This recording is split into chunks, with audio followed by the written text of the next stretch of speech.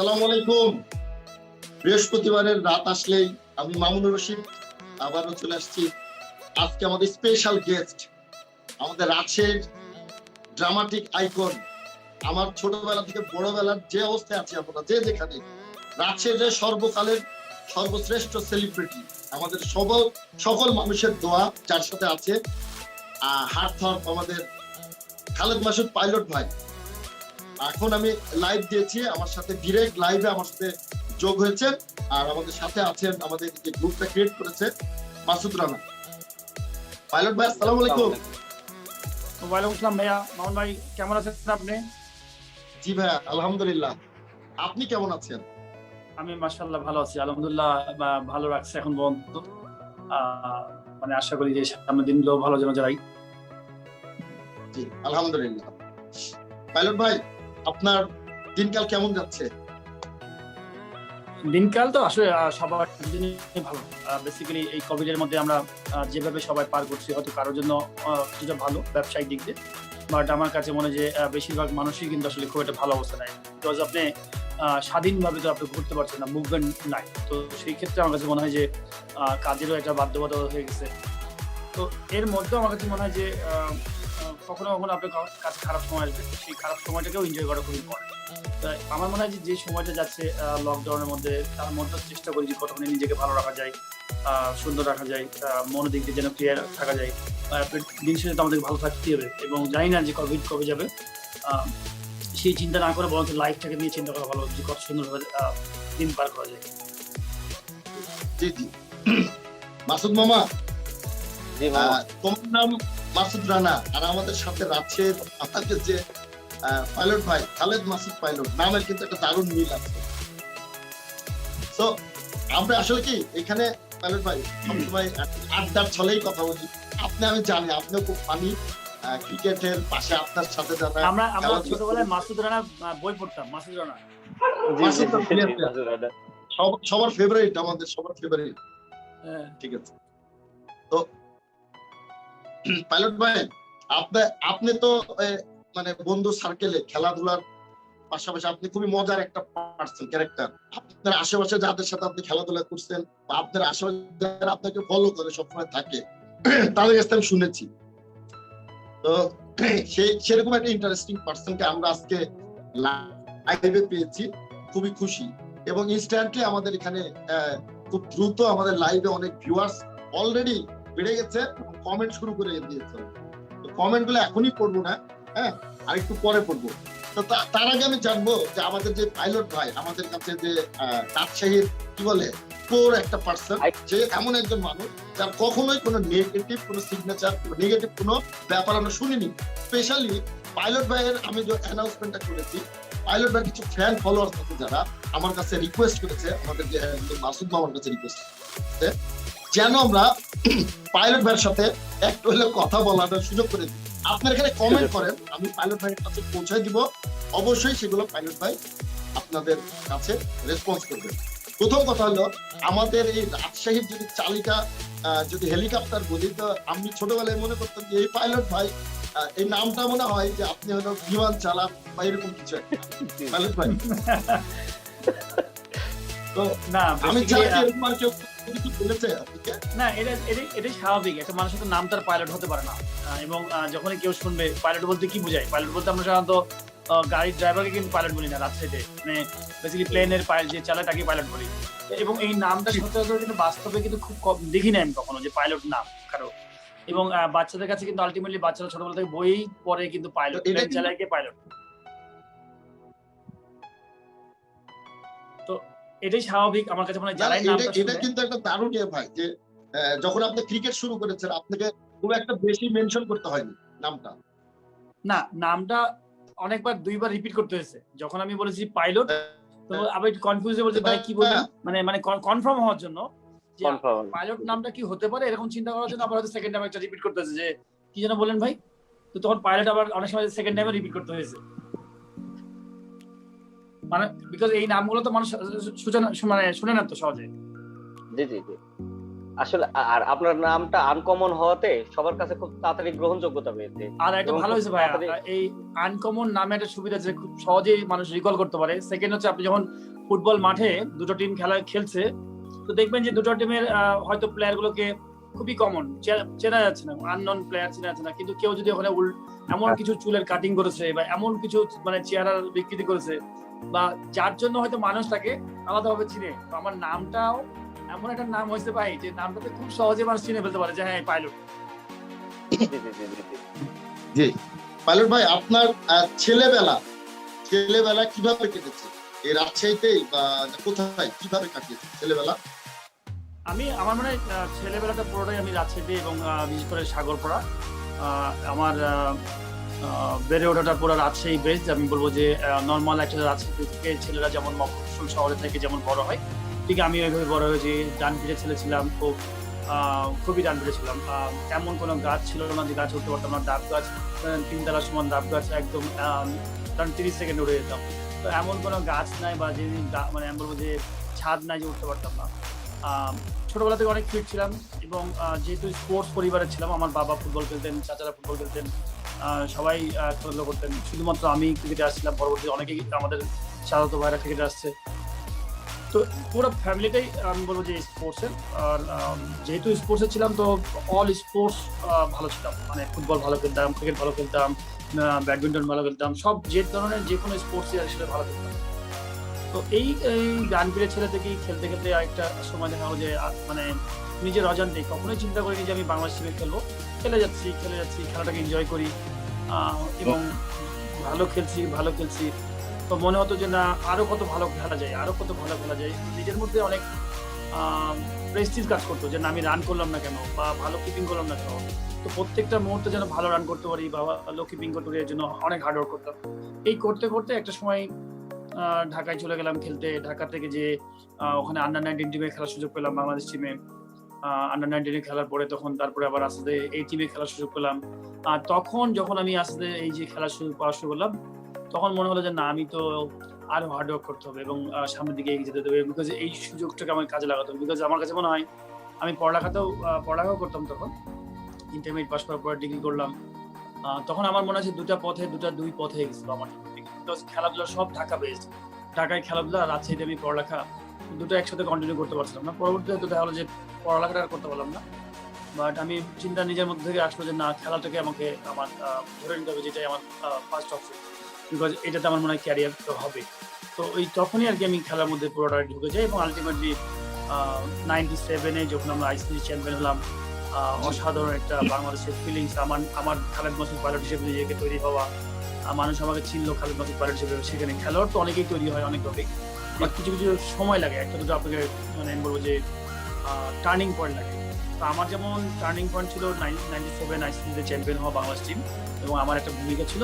সাধারণত আমি বলবো যে বাংলাদেশেরও একটা টার্নিং পয়েন্ট ছিল ক্রিকেটের, যে 97-এ যে আইসিসি চ্যাম্পিয়ন হওয়ার পরে বাংলাদেশ আজকে এই জায়গায় আছে। এইভাবে আর কি চলে আসলো এবং মানুষের দোয়া ছিল, ভালোবাসা ছিল, হার্ডওয়ার্ক করেছি, মেহনত করেছি যে না কি করে ভালো করা যায়, ভালো জায়গায় পৌঁছানো যায়। ভাই আপনার ওই ছক্কা সারা জীবন বাংলাদেশের মানুষ মনে রাখবে। আমরা টিভিতে পরেও প্রত্যেকদিন খবরের সময় আপনার এই ছক্কাটা রেগুলার দেখাতো ভাই। আর এখন তো টি-20 যুগ, এখন তো ছক্কা অ্যাভেলেবল, বাট আপনাদের সময় যে একটা ম্যাচে যে 3টা ছক্কা 4টা ছক্কা তখন আমরা দেখতাম, এবং একটা 6 মারা মানে বিশাল একটা ব্যাপার, বিশেষ করে বাংলাদেশের কোনো প্লেয়ার যদি পান।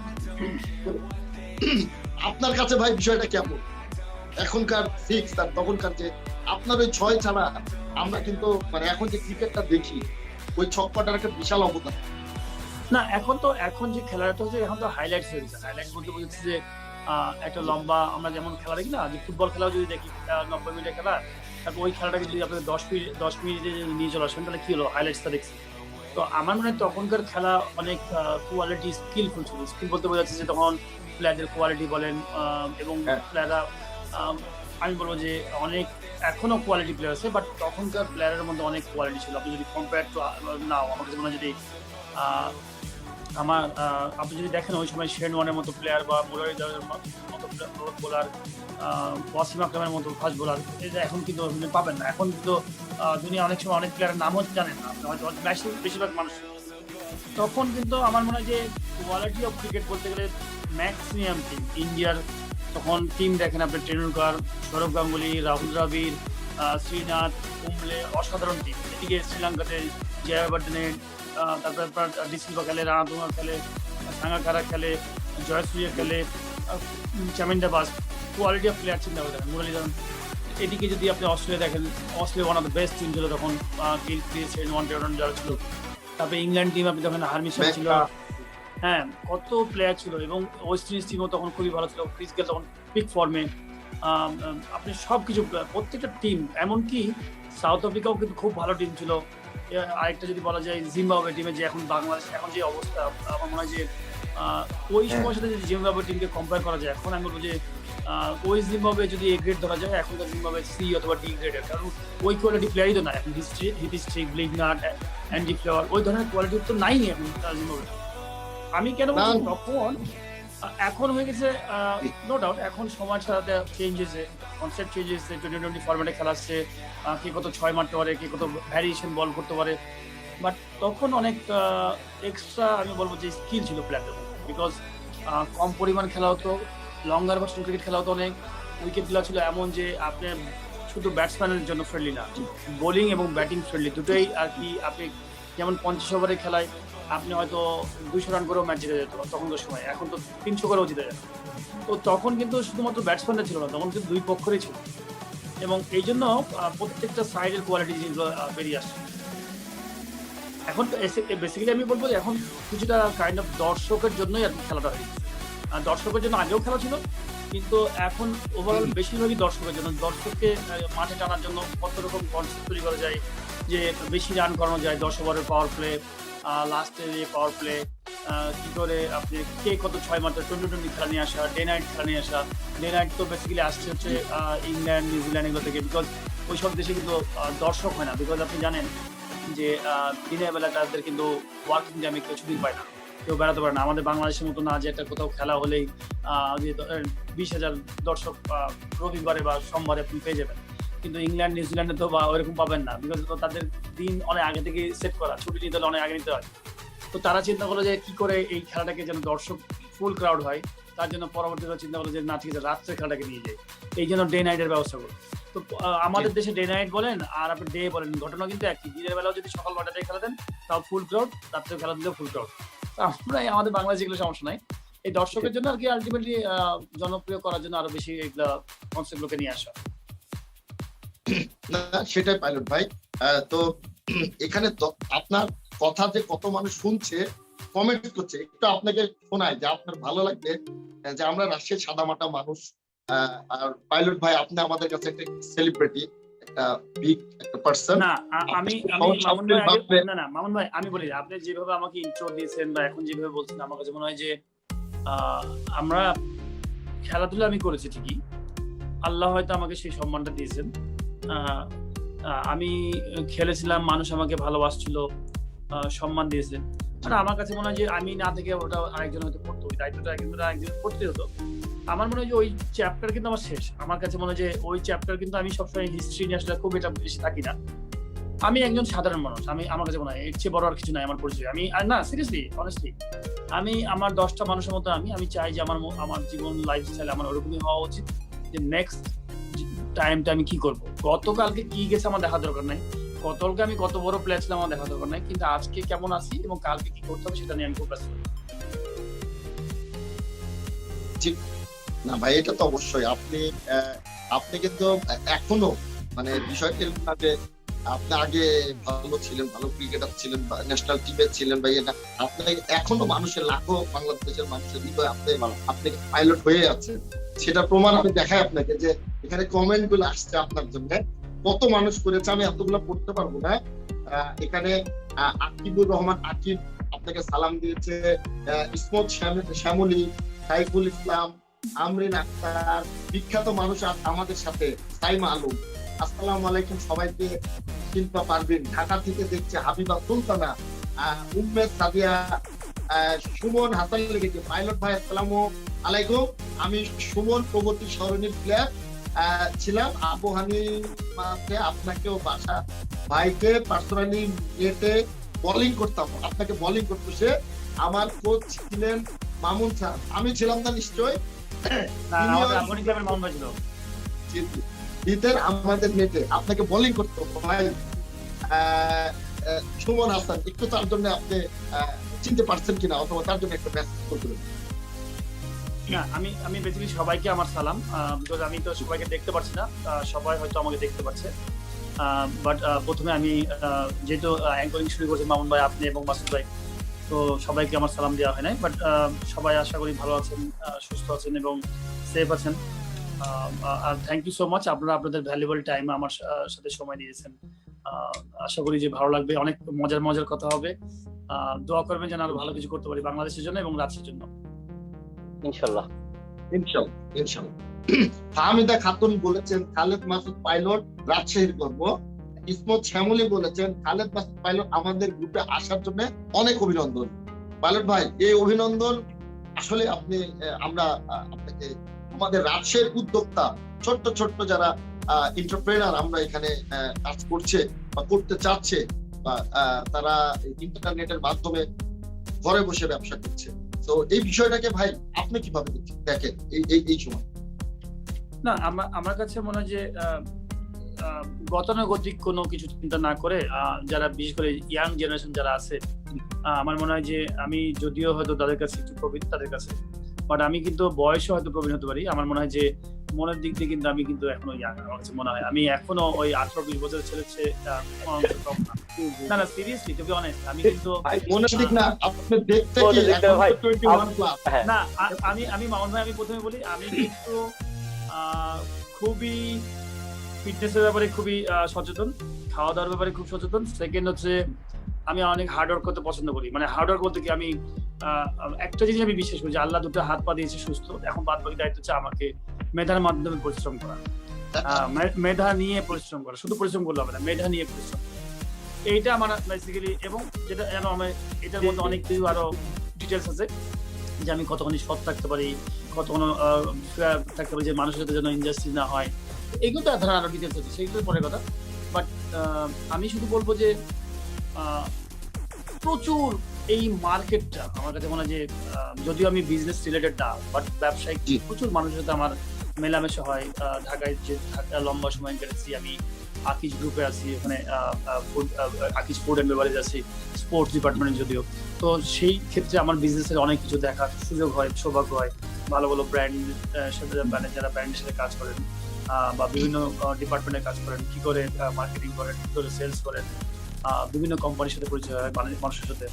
যদি তারপর আমি ইভেন্টের সাথে জড়িত, স্পোর্টস ইভেন্ট অর্গানাইজেশনের সাথে জড়িত, যে কি করে একটা স্পোর্টস করে ইভেন্ট অর্গানাইজ করা যেতে পারে, কি করে একটা টুর্নামেন্টের জন্য কি কি আপনার উপাদান লাগে, কি করে স্পন্সর আসবে, কি করে আম্পায়ারিং চালাবে, কি করে খেলা চালাবে, প্রত্যেকটা জিনিস আমার কাছে মনে হয় যে আমার জানা ছিল না।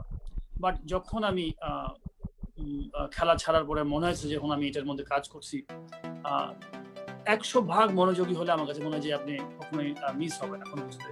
যে এবং অনেক গ্রেট মানুষ অনেক সুন্দর কথা বলে যায় পৃথিবীতে, দেখবেন যে তাদের ছোট অ্যাডভাইস গুলো এত সুন্দর ছোট অ্যাডভাইসে তার মেসেজের মধ্যে অনেক রকম ইনফরমেশন থাকে, যেটা আপনাকে এনকারেজ করবে, আপনার লাইফটাকে চেঞ্জ করে দেবে। আমার মনে হয় যে যারা উদ্যোক্তা আছে, আমি মনে করি যে বাংলাদেশে বিশেষ করে অনেকে মনে করে যে রাজশাহীতে তো আসলে অপরচুনিটি কম। আমার কাছে মনে হয় এটা ভুল ধারণা।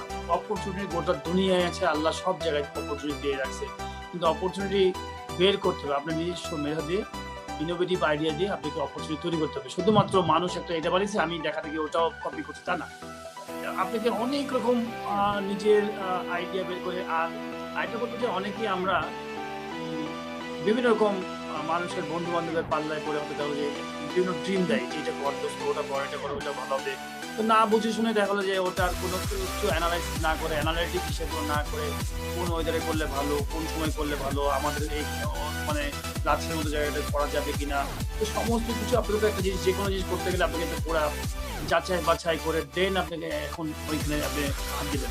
তো সেই সব জিনিসগুলো আমার কাছে মনে হয় যে জানাটা খুবই ইম্পর্টেন্ট। আমাকে অনেক মানুষ যে বলে যে এটাতে কেন আপনি করেন না, কেন ভাই আপনি তো অনেক ভালো সুযোগ সুবিধা আছে, অপরচুনিটি আছে, অনেক ভালো ভালো মন্ত্রী মিনিস্টারের সাথে পরিচয় আছে, ভালো ভালো জায়গায় বিভিন্ন ইঞ্জিনিয়ারদের সাথে পরিচয় আছে। বাট আমি মনে করি যে যেটা আমি এনজয় করবো সেটা করবো। আমি যেটা এনজয় করি না সেটা বেঁচে যাবো, এটাও কিন্তু বড় একটা ফ্যাক্টর। শুধুমাত্র যে আমি অন্য মানুষ বড়লোক হয়ে যাচ্ছি ওই ব্যবসাটা করে, ওই দেখে আমি লোক লাইফ দিলাম তা ঠিক না, কিন্তু আমাকে বুঝতে হবে যে আমি ওটা এনজয় করি কিনা, এটার সাথে সাথে আমাকে সবকিছু ম্যাচ করছে কিনা, তাহলে আমার মনে হয় যাওয়া উচিত। এবং আমি মনে করি যে রাজশাহী এগ্রিকালচার এরিয়া, আমার মনে হয় যে এখানে অনলাইন বেস আমাদের যে আছে, আমরা যারা নতুন উদ্যোক্তা, অনেক রকম আইডিয়া আমার মনে হয় যে তৈরি করা যেতে পারে। বিশেষ করে আমি বলবো যে এই ধরনের কাজগুলো, যেমন আজকে হয়তো অনেকে আমরা এখানে বিভিন্ন রকম থটস নিয়ে কি করে রাজশাহীর অনেক কিছু করা যেতে পারে আমার কাছে মনে হয়। যেমন আমি একটা ছোট একটা এক্সাম্পল দিই, আমি আমার ক্রিকেট লাইফ দিয়ে আমি যখন বাংলাদেশ টিমে খেলি তখন আমি আমার সাইড থেকে বলি, অনেকের বুঝতে সুবিধা হবে, তার নিজের লাইনে শেষে করে বলবেন। আমি যখন ক্রিকেট খেলি বাংলাদেশ টিমে তখন কিন্তু আমার আগে একজন খেলতেন শানু ভাই, যিনি রেগুলার খেলতেন, উনি রিটায়ার করলো। জেম ভাই আমাদের সিনিয়র প্লেয়ার ছিলেন, জেম ভাইও একটা দুটো ম্যাচ খেলছেন। তো আমি যখন খেলি তখন রেগুলার আমি বাংলাদেশ টিমে খেলছি, এবং আমার রাজশাহীতে তখন কিন্তু আমাদের ডিভিশন টিম আমি বলবো যে একদম নীল। আমরা তখন ডিভিশন টিমের বেস্ট টিম হচ্ছে ঢাকা এবং চিটাগাং, এই দুটো টিম হচ্ছে বেস্ট টিম, তারাই চ্যাম্পিয়ন আসা হতো। কিন্তু তাদের ন্যাশনাল টিমের প্লেয়ার সমস্ত প্লেয়ারগুলো হচ্ছে ন্যাশনাল প্লেয়ার, একমাত্র আমি রাজশাহীর এখান থেকে শুধুমাত্র একজন ন্যাশনাল প্লেয়ার, আর বাদ বাকি বেশিরভাগ প্লেয়ারই কিন্তু প্রিমিয়ার লিগও খেলে না। আমাদের রাজশাহীর ঢাকাতে প্রিমিয়ার লিগও খেলে না, ফাইনাল খেলে। তা আমার খুব লজ্জা লাগতো, আমি যখন ওই টিমগুলোর সাথে খেলতাম, চিটাগাংয়ের সাথে খেলতাম, আকরাম ভাই, নান্নু ভাই, না করে খেলবেন, নোবেল ভাই, মাসুম ভাই, এনারা সব ন্যাশনাল টিমের হিরো, আর ঢাকাতে অনেক ভালো ভালো হিরো সব প্লেয়াররা খেলতেছে। আমার কাছে খুব লজ্জা লাগছে যে আমরা, এমনকি আমাদের যারা ম্যানেজার থাকতেন তারা কিন্তু 4 দিনের খেলা 3 দিন টিকিট করে ফেলতো, মানে 2 দিনের টিকিট করে ফেলতো যে আমরা তো হেরে যাবো 3 দিনে, তো টিকিট করে রাখতো আগে থেকে যে আমরা যেন আরেক রওনা দিতে যাবো। তো নিজের কাছে খুব ইনসাল্টিং লাগতো যে আমরা কবে এরকম খেলা খেলবো এদের।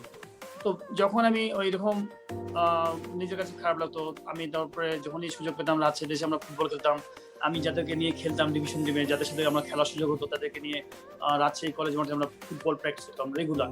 আমি জানি এটা সহজেই হবে না, এক বছরে কিন্তু আমরা ভালো চ্যাম্পিয়ন হতে পারবো। তো ফুটবল খেলার অভ্যাস করালাম, ফুটবল করতে খেলতে ফিটনেস ডেভেলপ করলাম, ভালো ফিল্ডিং করা শুরু করলাম, ভালো ফিল্ডিং থেকে ওখান থেকে আস্তে আস্তে ভালো বোলার বানানো শুরু করলো, ভালো ব্যাটসম্যান বানানো শুরু করলো। পরবর্তী দেখা গেলো যে আমরা ওই ঢাকা টিম, ওই চিটাগাং টিমগুলোকে হারিয়ে পরপর 4বার চ্যাম্পিয়ন ডিভিশন টিমে। তো আমি এটাই বলছি যে আপনার রাতারাতি কিন্তু যে কোনো জিনিসের ফল পাবেন না, বাট ওটার পিছনে লেগে থাকতে হবে। একটা সময় আপনি একটা সময় আপনাকে ফল দিবেই, কখনো কখনো আগে দিবে, কখনো পরে দিবে।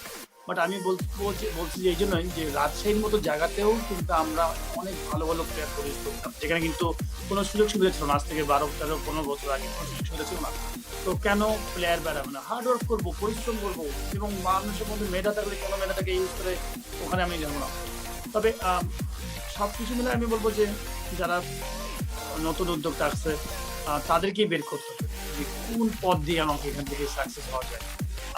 হয়তো অনেক কিছু আছে, এবং আমি বলবো যে দেখে শেখা ভালো, অনেক কিছু দেখে অনেক কিছু শেখা ভালো। যেমন আমি সৌভাগ্যবান, আমি বলবো যে খেলাধুলার কারণে আমি দেশের বাইরে অনেক যাওয়ার সুযোগ হয়েছে, কিন্তু আমি শুধু খেলতামই না, আমার অনেক দূরদর্শিতা ছিল আমার কাছে মনে হয়। আমি যখনই খেলতাম, যে দেশে গেছি, নিউজিল্যান্ড বলেন, জিম্বাবুয়ে বলেন, খারাপ দেশ বলেন, ভালো দেশ বলেন, চেষ্টা করেছি শুধু ক্রিকেট খেলেছি। আবার সাদাতে চিন্তা করেছি যেদিনই অফ ডে ওই এলাকার মানুষের সাথে মেশার চেষ্টা করেছি, ওই দেশের কালচারটাকে দেখার চেষ্টা করেছি, মানুষ কিভাবে এখানে লিভিং কেমন, মানুষ এভাবে কিভাবে চলে, তাদের রাস্তাঘাটে কি ধরনের জিনিস পাওয়া যায়। তো প্রত্যেকটা জিনিস নেচারকে, মানে প্রকৃতি থেকে শিখা। আমরা তো বই থেকে তো সাধারণত কি বই জেনারেল নলেজটা নিয়ে, তো জেনারেল নলেজ আপনাকে কখনো আপনি নর্মালি হেল্প করবে, বাট প্রকৃতির নলেজ সেটা কিন্তু আপনার একদম সুপার হেল্প করবে জীবনে, এর চেয়ে ভালো কিছু হবে না। সেন্স আমি বলবো যে বই পড়ে অনেক সময় ডিসিশন নিতে পারবেন না, কিন্তু প্রকৃত নলেজ আপনাকে কিন্তু ডিসিশন দিয়ে দিতে পারবে যে না, আমি তো জানি এটা এইভাবে হয়, বিকজ আপনি তো অলরেডি দেখেছেন। তো আপনি একটা বই পড়েছেন যে অ্যাক্সিডেন্ট কিভাবে হয়, বই পড়েছেন, কিন্তু আপনি চোখের সামনে দেখলেন যে একটা অ্যাক্সিডেন্ট হয়ে গেলো, এইভাবে একটা অ্যাক্সিডেন্ট হয়ে গেলো, তারপরে আপনি দেখে ফেলেছেন অলরেডিটা, আপনার মেমোরির মধ্যে একদম সুন্দরভাবে গেঁথে আছে। এই জন্য আমি বলবো যে যারা অপরচুনিটি আছে, রাজশাহীতে প্রচুর অপরচুনিটি আছে। আমার কাছে মনে হয় যে কিভাবে ভালো কিছু করা যায় বের করতে হবে, নিজেদেরকে হোমওয়ার্ক করতে হবে যে কিভাবে করা যায়। ধন্যবাদ পাইলট ভাই, আপনি অসাধারণ আসলে বলেছেন। তো আমরা আপনাকে সবসময় পাশে পাবো, আশা রাখি। চলেন অবশ্যই অবশ্যই, জি জি। পাইলট না ভাই এটা এখানে মানে আমি শুধু রাজশাহী বলে না, আমি যারা আমার কাছে মনে হয় যে আমরা তো গরিব একটা দেশ সত্যিকার অর্থে, যদি ওয়ার্ল্ড ওয়াইড যদি চিন্তা করা যায়, আমাদের বাংলাদেশ কিন্তু অনেক দরিদ্র একটা দেশ, এবং প্রচুর ছেলে আমাদের বেকার আছে, ইয়াং জেনারেশন অনেকেই বেকার আছে, ফিউচার খুঁজে পাচ্ছে না, কি করব, ছেলে হোক মেয়ে হোক।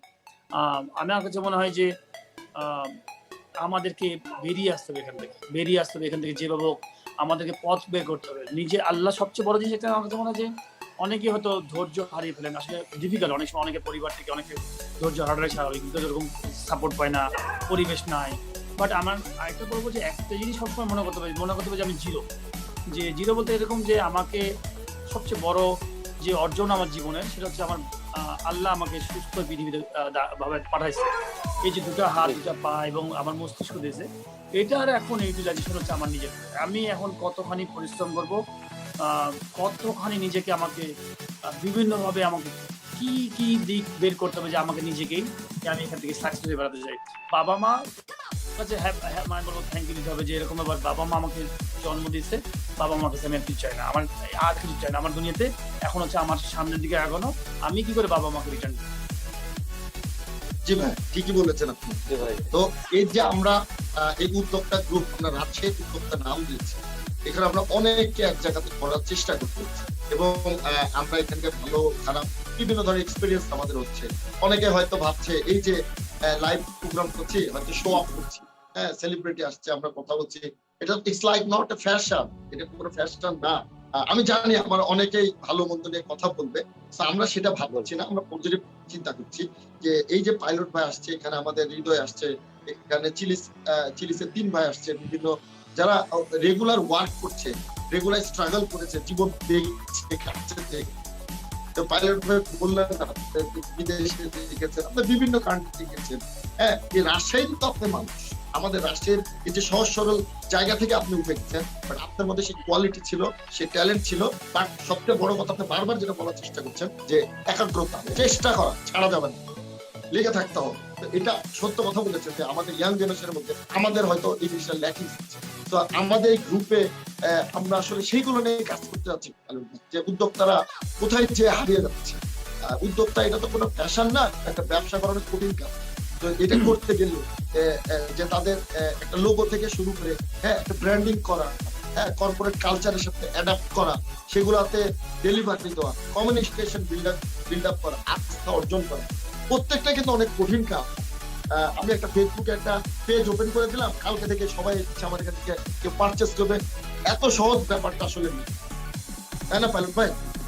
অবশ্যই আমি আমি আমি এটাই বললাম যে ধরেন জীবনের, আমি যেমন একজন খেলোয়াড় হিসেবে তৈরি হয়েছি, হয়তো দেখা যায় আমি মফস্বল শহরের ছেলে, আমি বাংলা মিডিয়ামের কিন্তু স্টুডেন্ট, পড়ালেখা কিন্তু খুব একটা ভালো ছিল, আমি স্কুল লাইফে ছিলাম, বাট পরবর্তীতে খেলাধুলার কারণে ভালো পড়ালেখা করতে পারি। বাট আমি আমার খেলোয়াড় লাইফ দিয়ে আমি বলি, আমি কিন্তু যখন খেলাধুলা করেছি, চেষ্টা করেছি, ইংলিশ টিচারের কাছে গেছি যে কি করে ইংলিশ বলা যায়, নিজের ইমপ্রুভমেন্টের জন্য। বিকজ শুধুমাত্র আমি ক্রিকেট খেলবো চলে আসবো তা তো না, মানে বাট অন্যান্য মানুষের, অন্যান্য দেশের সাথেও তো আমাকে কথা বলতে হবে, তো কমিউনিকেশনটাও কিন্তু খুবই একটা বড় একটা ইম্পর্টেন্ট। তো আমাকে বাংলাদেশ টিম বা কি দিবে সেটা পরের কথা, আমার নিজের জন্যই কিন্তু দরকার যে আমি কমিউনিকেশনে ডেভেলপ করতে চাই, যে আমি অন্যান্য মানুষদের সাথে কিভাবে কথা বলবো, ডিল করবো কিভাবে, কোনটা ভালো, রেসপেক্ট করে কথা বলার ব্যাপার আছে, ম্যানারের ব্যাপার আছে। তো সবকিছু কিন্তু আপনাকে, আমি প্রথমে বলেছি যে প্রকৃতি থেকে আপনাকে শেখাটা খুব ইম্পর্টেন্ট। আমরা যেমন রাজশাহীর ছেলেরা কিন্তু আপনি দেখবেন যে মানে বেসিক্যালি আমরা কিন্তু কিছুটা হলেও আমি বলবো যে 20% পিছিয়ে থাকি ঢাকার সাথে, যদি কম্পেয়ার টু ঢাকা বা চিটাগাংয়ের সাথে যদি কথা বলেন, বিকজ তারা জন্মগতভাবে তারা কিন্তু এগিয়ে থাকেন। আমি এই জন্য বলি যে জন্মগত থেকে তারা, তাদের বুকের কলজা অনেক বড় হয়, বিকজ তারা অনেক বড় ফ্যামিলিতে জন্মগ্রহণ করেন, অনেকে বেশিরভাগই তাদের ডিসিশন নিয়ে খুব সহজ। ধরেন একটা উনি জন্মের সময় দেখছে 1 কোটি টাকার ঘরের মধ্যে নড়াচড়া করছে, তোর কাছে ধরেন 10 লাখ টাকা 5 লাখ টাকা কোনো ব্যাপারই না, কিন্তু আমরা যখন কৃষকের ছেলে, আমরা যখন খুবই গরিব গরিব ছেলে, তার কাছে যে ওই 10 লাখ টাকা কেন, তার কাছে 1,000 টাকা অনেক টাকা। তো সেই কিন্তু অনেক ছোট চিন্তা ভাবনা করেই কিন্তু বড় হয়।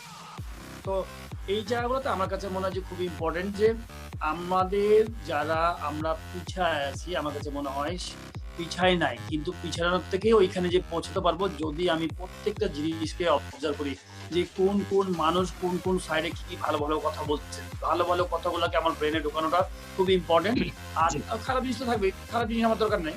আমি কি করে, ধরেন কোন লোকটা মার্কেটিং নিয়ে একটা সুন্দর কথা বলছে, কোন লোকটা সেলস নিয়ে একটা ভালো কথা বলছে, কোন লোকটা একটা ভালো এত সুন্দর মোটিভেশনাল স্পিচ দিয়েছে, সেটাকে আমাকে গ্রহণ করতে হবে। বিকজ আমার জীবনে চলার পথে কখনো কখনো আমাকে এমন কিছু কথা আমাকে ইন্সপায়ার করবে যে কথা দিয়ে আমি আরো বেশি, মানে আমি বলবো যে ফুয়েল পেয়ে যাবো, যেন বেশি কাজ করার মতো মানে শক্তি পাবো। তো প্রত্যেকটা জিনিসকে ক্যাশ করতে হবে দুনিয়াতে অ্যাজ এ পার্সন, যে আমাকে মানে একজন স্টুডেন্টের মতো, যে আমি আমার লাইফে আমি একটা স্টুডেন্ট, লাইফটা হচ্ছে আমার একটা স্টুডেন্ট। আমি প্রত্যেকটা সেক্টরে আমি প্রত্যেকটা মানুষের কাছ থেকে, ধরেন আমার একটা বন্ধু সে সুন্দরভাবে বাংলা বলে, তা আমি কিন্তু আমার ওই বন্ধুর কাছে কিন্তু একটা বাংলা শেখার মতো অনেক কিছু আছে। সেও, তাকে হয়তো আমি বলি না, কিন্তু তার কথাগুলাও কিন্তু আমি শুনে শুনে আমি বাংলাটাকে কি করে ইমপ্রুভ করতে পারি। আপনি দেখবেন যে অনেকে আমরা আছি যে নিজের ল্যাঙ্গুয়েজটার কথা বলতে পারি না। আমার কাছে মনে হয় যে এটাও ইম্পর্টেন্ট, আপনি কতখানি স্মার্ট। যে আমি বড় একটা প্লেয়ার, আমাদের দেশেও আপনি দেখবেন যে এক্সাম্পল যে যখন একটা ইন্টারভিউ নিচ্ছে, এটা বাংলাতে ইন্টারভিউ নিচ্ছে, কিন্তু দেখা যাচ্ছে সে ম্যামু করছে, কথা বলতে পারছে না ঠিক মতো, বা ঠিক মতো ক্লিয়ার আপনি কোশ্চেন নিয়েছে, ঠিক মতো ক্লিয়ার ভিউ নাই বা ক্লিয়ার আনসার নাই। তো এইটা কিন্তু আপনাকে, আমার কাছে মনে হয় যে প্রত্যেকটা শিক্ষা, আমি বাংলায় জন্মগ্রহণ করেছি তার মানে তো বাংলা ভালো বলতে পারবো না, কিন্তু আমাকে শিখতে হবে নিজের জন্য, যেন আমি সুন্দরভাবে কথা বলতে পারি প্রেজেন্টেশন আমার। আরেকটা জিনিস আমি বলবো যে কথাবার্তাও কিন্তু আপনাকে স্মার্ট তৈরি করে আমার কাছে মনে হয়। আপনি যত বড়ই প্লেয়ার হন না কেন, আপনি যদি দেখবেন, আমি একটা এক্সাম্পল দিই, শাহরুখ খান আমি মাঝে মাঝে খুব ফলো করি, যদি আমি হিন্দি সিনেমা দেখতাম, আমরা সবাই দেখি বেসিক্যালি হিন্দি সিনেমা তো ফলো থাকি। আপনি আমির খান বা শাহরুখ খান, তারা দেখবেন যে স্টেজে উঠে কি সুন্দর সুন্দর স্পিচ দেয়, বা টেন্ডুলকার যখন স্পিচ দেয়, স্পিচগুলো শুনলেই মানে মনে বুকের মধ্যে এমন একটা সুন্দর ডাক্ত ওঠে যে কি অসাধারণ ওয়ার্ডগুলো তারা ব্যবহার করতে হবে, সুন্দর সুন্দর কথাগুলো বলছে, এবং প্রত্যেকটা মানুষকে তাদের যে ইন্ডাস্ট্রি যে সিনিয়র মানুষদের কিভাবে রেসপেক্ট করে একজন একজনকে। তো আমরা বাইরে থেকে বিভিন্ন রকম জেলাসি কথা বলছি, কিন্তু যখন তারা স্টেজে ওঠে একজন একজনকে যে কি সম্মান দিয়ে কথা বলেন, তো এগুলো কিন্তু অনেক কিছু শেখার আছে। আমার কাছে মনে হয় যে প্রত্যেকটা ধাপে ধাপে প্রত্যেকটা জিনিস যদি আমি ইমপ্রুভ করতে পারি অ্যাজ এ পার্সন, তাহলে আমি নিজেকে কিন্তু অনেক মানে আমি বলবো পাহাড়ের সর্বোচ্চ জায়গায় আমি নিয়ে যাবো, উঁচু জায়গায় নিয়ে যাবো। কিন্তু আমি একটা জিনিসই ভালো আর সব কিছু খারাপ, তার চেয়ে বরং আমি সব কিছুতেই আমি শিখতে থাকি। আমার তো টাকা পয়সা লাগে না, আমার তো কোনো কিছু লাগে না, শিখতে তো শুধুমাত্র আমার নিজস্ব মেধা লাগে বা নিজস্ব চিন্তা ভাবনা লাগে। আমাকে ওই জায়গা থেকে বেরিয়ে আসতে হবে শুধু। জি পাইলট ভাই, আপনি ঠিকই বলেছেন যে নিজেকে সবসময় ইমপ্রুভমেন্টের সাথে রাখা। এটা কিন্তু ডাক্তার হোক, ইঞ্জিনিয়ার হোক, যে পেশাতেই হন, যদি সময়ের সাথে সাথে তাল মিলিয়ে আমরা না চলতে পারি, আমরা নতুন নতুন বিষয়গুলোকে যদি অ্যাডাপ্ট করতে না পারি, একসময় হারিয়ে যেতে পারে। আমাদের সামনে এক্সাম্পল আছে নোকিয়া ফোন শুধুমাত্র অ্যান্ড্রয়েডে না আসার কারণে মার্কেট থেকে গায়েব হয়ে গেছে, আমাদের মনে আছে, তাই না? জি অবশ্যই। হ্যাঁ, তো সিটি সেল ফোন, ওরা শুধু ওদের টেকনোলজিটা খালি চেঞ্জ না করার কারণে বাংলাদেশের মার্কেট থেকে বিলীন হয়ে গেছে। কিন্তু কত বড় একটা এইসব কোম্পানি ছিল। পাইলট ভাইয়ের কাছে খুব দারুণ কথা আমরা আরো শুনবো, কিন্তু আমাদের কয়েকজনের খুব স্পেশাল কমেন্ট আমার চোখে থেকে আছে, একটু আমি পড়ে আসি। সাইফুল ইসলাম লিখেছেন, পাইলট ভাই আজ লাইভে আসার জন্য আমরা রাজশাহী উদ্যোক্তার পক্ষ থেকে শুভ কামনা, শুভেচ্ছা ও অভিনন্দন। আরেকজনের আমি মেসেজ করবো, শুভরাজ ভাই, ওনার নামই শুভরাজ ভাই। পাইলট ভাই মালয়েশিয়ার কিলার ক্লাবের রানওয়ে থেকে বাংলাদেশ ক্রিকেটকে ওয়ার্ল্ড কাপে উড়িয়ে নিয়ে গেছেন, চমৎকার কথা লিখেছেন। শুভরাজ ভাই, আপনাকে ধন্যবাদ এত সুন্দর একটা কমেন্ট করার জন্য। এখানে আরেকজন হচ্ছে কানিস তানজিমা, অনেকে লিখেছেন, আমি একটু যোগ করে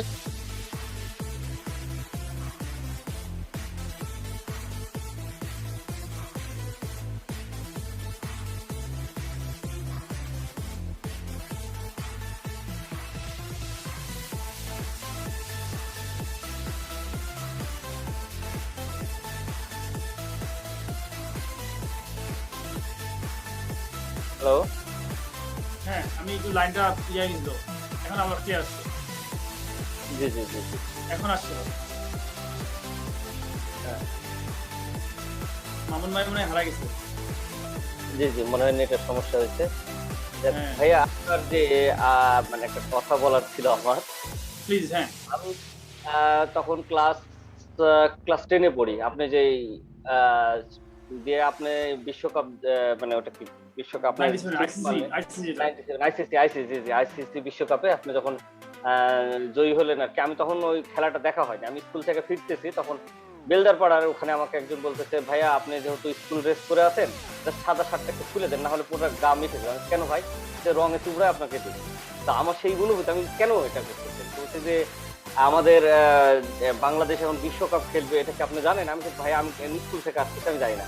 তো সেই অনুভূতিটা যখন বাসায় আসে, আমি মানে ভেজা রঙিন একটা জামা নিয়ে মাকে দিয়ে বললাম যে মা এই জামাটা আমার স্মরণীয় করে রেখে দেবো, এটা কোনোদিন আমি আর করবো না, এটাকে আমি এখন থেকে রেখে দেবো, এটা বিশ্বকাপ স্মৃতি হিসাবে রাখবো। তো সেই অনুভূতিটা আমি আপনাকে আসলে বলে বোঝাতে পারবো না ওই সময়কার। আর আমি কিন্তু তখনও আপনাকে চিনতাম না, সত্যি কথা যেটা। আর আমি বিশেষ করে সত্যি কথা বলতে আমি একটু পড়াশোনা নিয়ে বেশি বিজি ছিলাম সেই মুহূর্তে। আমার এসএসসি পরীক্ষার সামনে ছিল, খেলাধুলার প্রতিও আমার একটু সত্যি কথা বলতে আমি আগ্রহ একটু কম। আমি বেড়ে উঠেছি আপনাদের সাগরপাড়াতে আমি থাকতাম, কিন্তু যে রুবি ভিলা চিনেন মনে হয়। আমার বাসার পাশে তো, জি জি দুই বাসা পরেই। জি আমি ওই আপনার বাসার পাশে দিন আগে ছিলাম ছোটবেলায় আর কি। ওখান থেকে মাঠ ঘাট আমার নাই বললেই চলে, বাড়িতেই বেড়ে ওঠা, এই জন্য আমার খেলার প্রতি আগ্রহ একটু কম। তো সেই অনুভূতিটা আমি এখনো সবাইকেই বলি যে আজ বিশ্বকাপ যেটা আমাদের ভাইয়া যে খালেদ মাসুদ পাইলট ভাইয়া, ওনার যে 6 মারার কারণেই আজ বিশ্বকাপ খেলতেছে, তার অনুভূতিটা অন্যরকম অনুভূতি। এই শার্টটা আমার এখনো আছে, ওইভাবে রেখে দিয়েছি আমি। ইনশাল্লাহ আমার ছেলের 6 বছর 7 বছর চলতেছে ওনার বয়স। ওনাকে আমি বলেছি উনি বড় হলে ওই শার্টটা ওনাকে আমি গিফট করবো আর কি। তো যাই হোক, আপনাকে আমরা কাছে পেয়েছি, আশাও করি নাই যে আপনাকে মানে আমরা রাষ্ট্রের উদ্যোক্তা গ্রুপে আনতে পারবো। যাই হোক, আপনাকে জন্য অসংখ্য ধন্যবাদ। আর আপনি আসলে আপনার ছেলেবেলা আপনি কিভাবে কাটিয়েছেন, এটা আসলে একটু সবারই একটু জানার আগ্রহ আর কি। আমি তো বেসিক্যালি আমি প্রথমে বললাম যে আমি ছেলেবেলায় পড়ালেখা করতাম ভোলানাথ বিবি হিন্দু একাডেমি স্কুল, আমার বাড়ির পাশে। তো আসলে আমাদের পরিবারটা ছিল পুরাই খেলাধুলা। আমার আব্বা ফুটবল খেলতেন, আব্বা আমার চেয়েও ভালো ফুটবল প্লেয়ার ছিলেন। আমি হয়তো ক্রিকেট খেলেছি, বাট আমার চেয়েও ভালো ফুটবল প্লেয়ার ছিলেন। 20 বছর ঢাকাতে লিগ খেলেছেন, ঢাকার লিগ যেটা নাম করা ওই সময় তো ফুটবল খুব জমজমাট খেলা ছিল, ক্রিকেট তো তেমন মানুষ জানতো না। তো আবহাওয়ানি খেলেছেন 5 বছর, মোহামেডানে খেলেছেন 10 বছর, তার আগে আরো ভালো ভালো টিমে 5 বছর খেলেছেন, মোট 20 বছর ঢাকা লিগ খেলেছেন। আমার চাচারা বড় চাচা খেলেছেন ঢাকায়, মেজো চাচা খেলেছেন ঢাকায়। তো আব্বারা 7 ভাই রাজশাহী ডিস্ট্রিক্ট টিমের জন্য খেলেছে ফুটবল, রাজশাহী ডিস্ট্রিক্ট টিমের জেলা টিমের হয়ে ফুটবল খেলেছে। পুরো স্পোর্টস পরিবারে খুবই ডান পিঠে ছেলে ছিলাম, পাড়ায় খুব অত্যাচার করতাম, জ্বালাতাম, ছোটবেলায় ডান পিঠে ছেলে, বাট খুব ট্যালেন্ট ছিলাম ছোটবেলা থেকে। অনেক বিশেষ করে পাড়াতে কত ছোট ছোট জিনিস চুরি করেছি, চিন্তা করা যায় না, মানে সত্যি করার অর্থে, বাট খারাপ উদ্দেশ্য নেই, মানে চোরদের মতো প্রফেশনাল চিন্তা করো না। ছোট বাচ্চা, ছোট ছেলেরা যেমন করে, এই গাছের পেয়ারা চুরি করা, ওই গাছের আম চুরি করা। এবং তখন আমাদের পাড়াতে প্রচুর গাছ ছিল, গোটা রাজশাহী শহরে তেমন গাছ ছিল, এখন তো মানুষ বিল্ডিং বানাতে গাছ ছিল। তো যা কিছু করতাম আনন্দ করেই করতাম, ছোট ছেলে হিসেবে বাচ্চা হিসেবে অনেকের বাসার আম চুরি করেছি। এমনকি এমনও ঘটনা আছে, আমাদের এখানে নাম করা একটা পুকুর আছে, কায়েম ডাক্তার পুকুর। হ্যাঁ, ওটা সবাই চিনি, বিশাল বড় পুকুর, যেখানে আমার আব্বা আসলে মারা যান। আব্বা তো মারা গেছিলেন গত 3 বছর আগেও সেখানেই।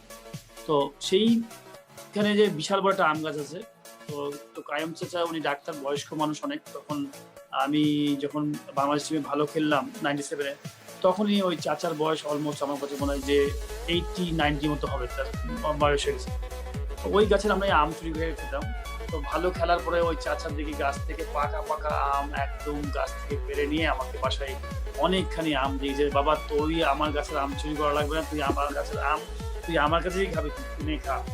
এই যে একটা দেখেন, যেই গাছগুলো থেকে চুরি করতাম সেই মানুষগুলাই আমাকে বাসায় পরবর্তী যখন খাওয়ায়, নিজের কাছে খুব লজ্জা লাগছিল আর কি, যে আমি কি অন্যায় ভাই। এটা অনলাইন আসলে এটা ভালোবাসার বহিঃপ্রকাশ, যেটাকে বলে না ভালোবাসার বহিঃপ্রকাশ, কিন্তু নিজের কাছে গিল্টি লাগছিল যে আমি কি অন্যায় করেছি, কত ভালো মনের মানুষ আমি অথচ চুরি করে খেয়েছি এই গাছগুলোতে। তারপরে স্কুলের শিক্ষকদের কাছে আমি হয়তো দেখা যায় অনেক গান বেড়ে ছেড়েছিলাম, পড়াটা ঠিক মতো করতাম না, স্যারদের কাছে অনেক পিটুনি খেয়েছি।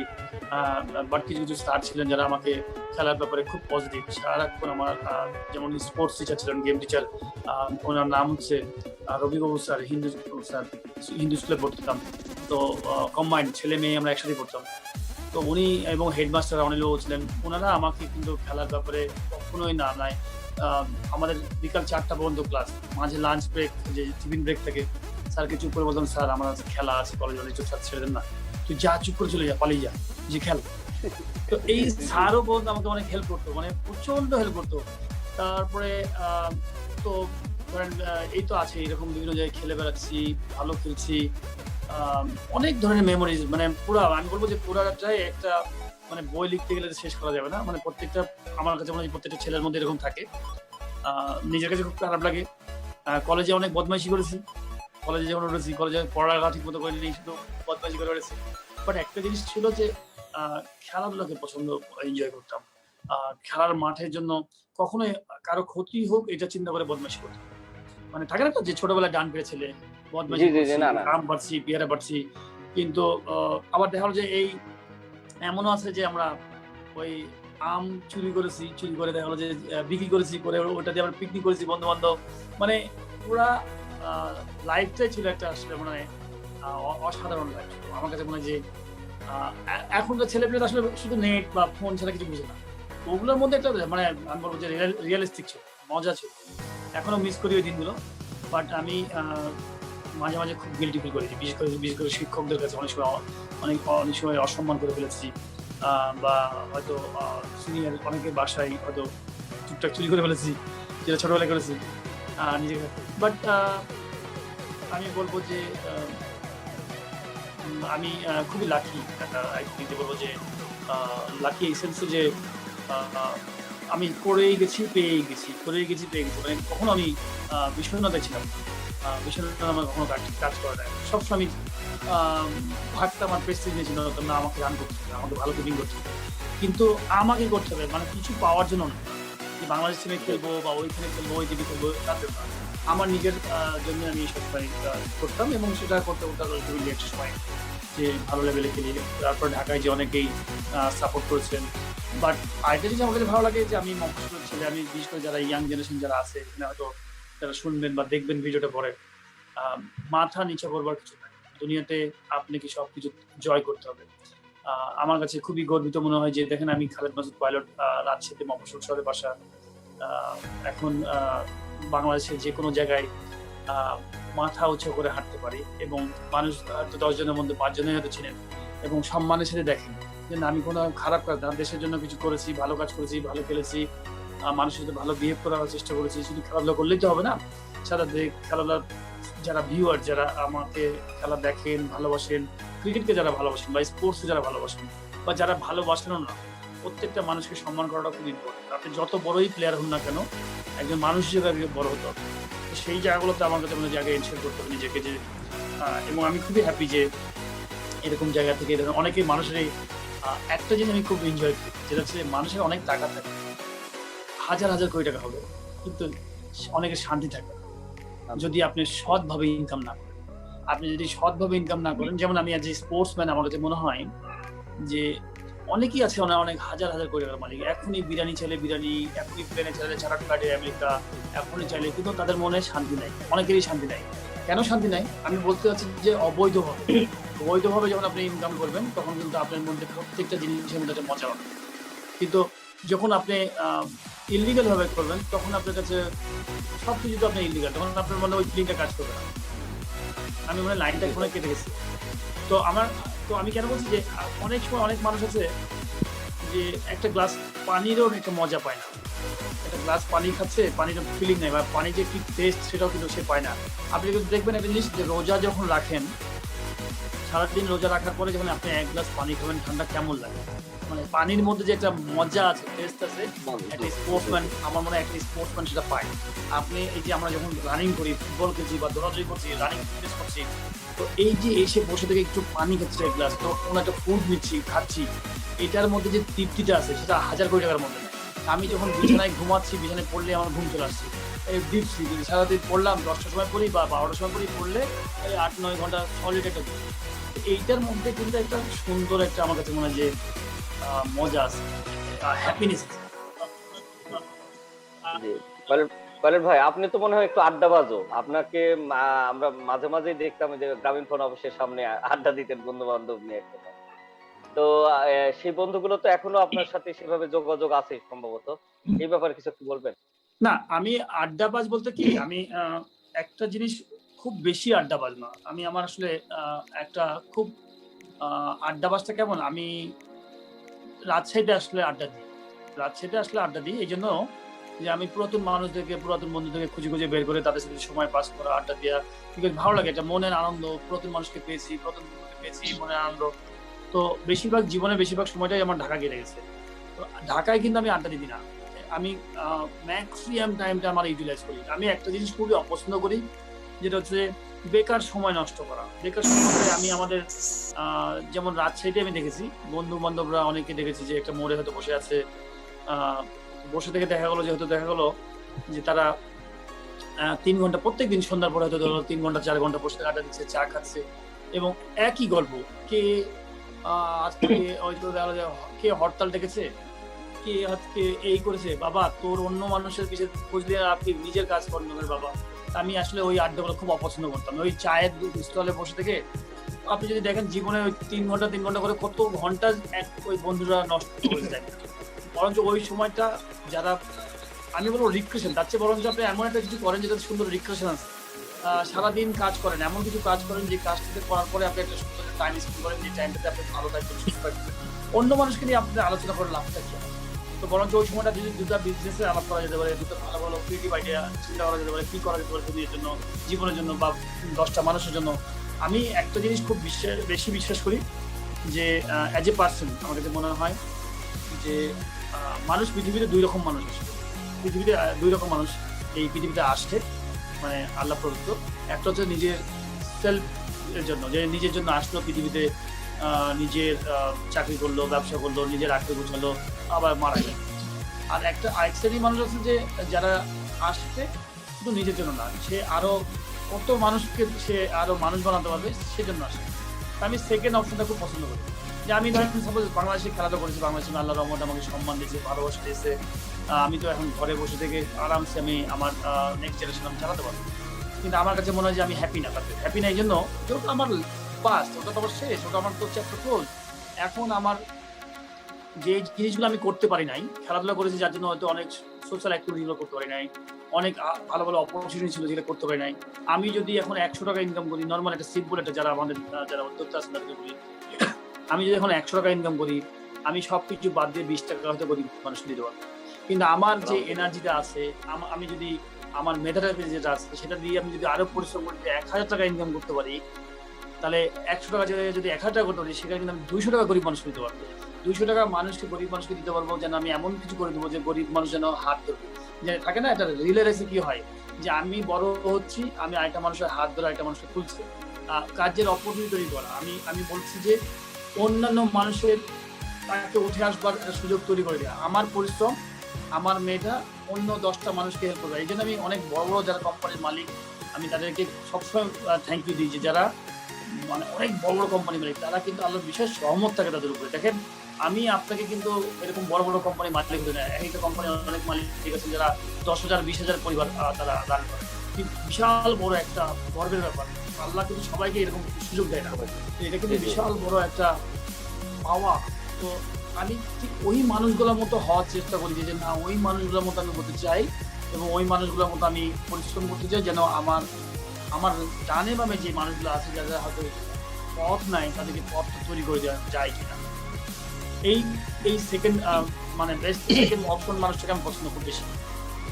বিকজ আপনি যদি আপনার যে এনার্জিটা, এই এনার্জিটা নিয়ে আমরা বিশেষ করে রাজশাহীর আমরা মানুষ, সব নর্থ বেঙ্গল, শুধু রাজশাহী না, নর্থ বেঙ্গলের মানুষের আমরা বেশিরভাগই কিন্তু সুন্দর খাওয়া দাওয়া, পেটে 3 বেলা ভাত করলেই টুকটাক, ধরেন যারা জব করেন, করার পরে চুপচাপ কোনো কাজ নেই, ঘরের মধ্যে বসে আছি, অত বন্ধু বান্ধব আড্ডা দিয়ে লাইফ শেষ। কেন আমি এক্সট্রা কাজ করবো, যে কাজটাতে আমি আমার অন্য মানুষদেরকে আমি উপকৃত করতে পারবো? না, ঠিক বলেছেন ভাই। সরি, আমি অনেকক্ষণ ইন্টারনেটের কারণে গায়েব হয়ে গেছিলাম। না, কোনো সমস্যা। আসলে মাসুদ ভাই, আমাদের মূলত কাজও কিন্তু এই যে উদ্যোক্তা সৃষ্টি করা আমাদের গ্রুপের। আমি কিন্তু এখান থেকে এখন পর্যন্ত কারো কাছে কোনো টাকা পয়সা বা এইসব কিছু নিই না। আমি মানুষের সেবা করতে ভালোবাসি, সত্যি কথাই আর কি। আর আমার গ্রুপটা ক্রিয়েট হয়েছে মূলত মানুষের সেবা দান করতে। আমি বেসিক্যালি অন্য কিছু করি, আমি কিন্তু বলছি যে আমি একটা বিজনেস করি, বিজনেসের পাশাপাশি মানুষের কি করে হেল্প করা যায়, মানুষের পাশে দাঁড়ানো যায়, সে কাজের জন্য কিন্তু আমার এই গ্রুপের সৃষ্টি। আর এই জন্যই হয়তো বা আপনারাও আসতেছেন।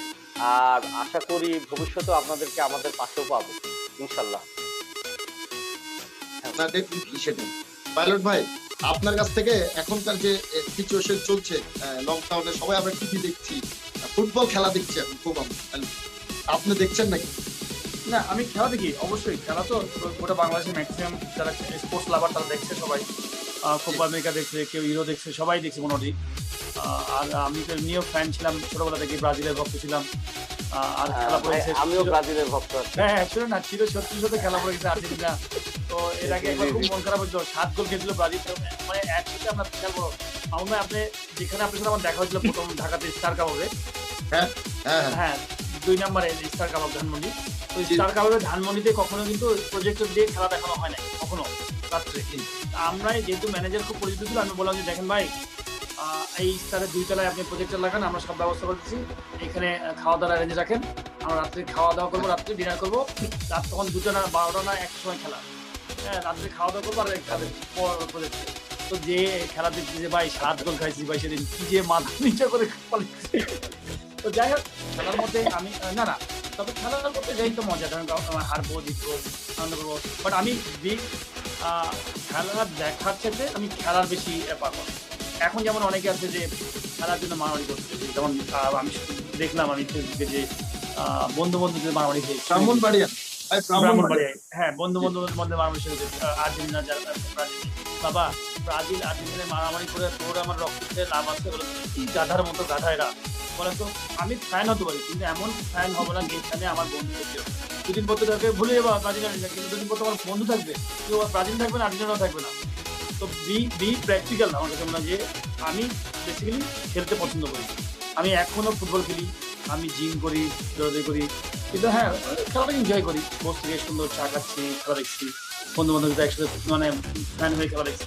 কিন্তু এরকম হওয়া উচিত না ফ্যান যে আমি মারামারি করে বন্ধু চাকু করে দেবো বা এরকম হওয়া উচিত না।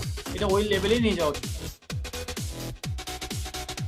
ভাই আপনি হলো তাহলে মানে ব্রাজিলের সাপোর্ট করছেন এই ফাইনাল ম্যাচে নাকি? না, এটা তো সাপোর্ট এই ফাইনাল মানে করছি, আমি জন্মগত থেকে ব্রাজিল। না না, সেটাই বলছি। ভালো লাগলো। আমরা এখানে আমি পাবলিকলি বলবো না, আমিও ব্রাজিল। এটা নিয়ে খুব তর্কাতর্কি চলছে। এই যে আপনার পিছে ব্রাজিলের একটু হলুদ হলুদ ভাব আছে। আছে না, গেঞ্জি পরে আমার ছবি তোলা আছে, গত পরশুদিন আমি পোস্ট করি। এটা নিয়ে একটা ইয়ে করতে ভাইয়া, যেটা হলো বিষয় যে আপনাকে দেখলে 21+ লাগে। তো আপনার ফিটনেসের রহস্য আমাদের একটু রিভিল করে। 21+ লাগে, হ্যাঁ 21+ তো লাগাটাই স্বাভাবিক। আমি তো 21 এর নিচে না, 21+। জি জি, না সেটা হ্যাঁ 21+ কত প্লাস আপনি তো বলেন নাই।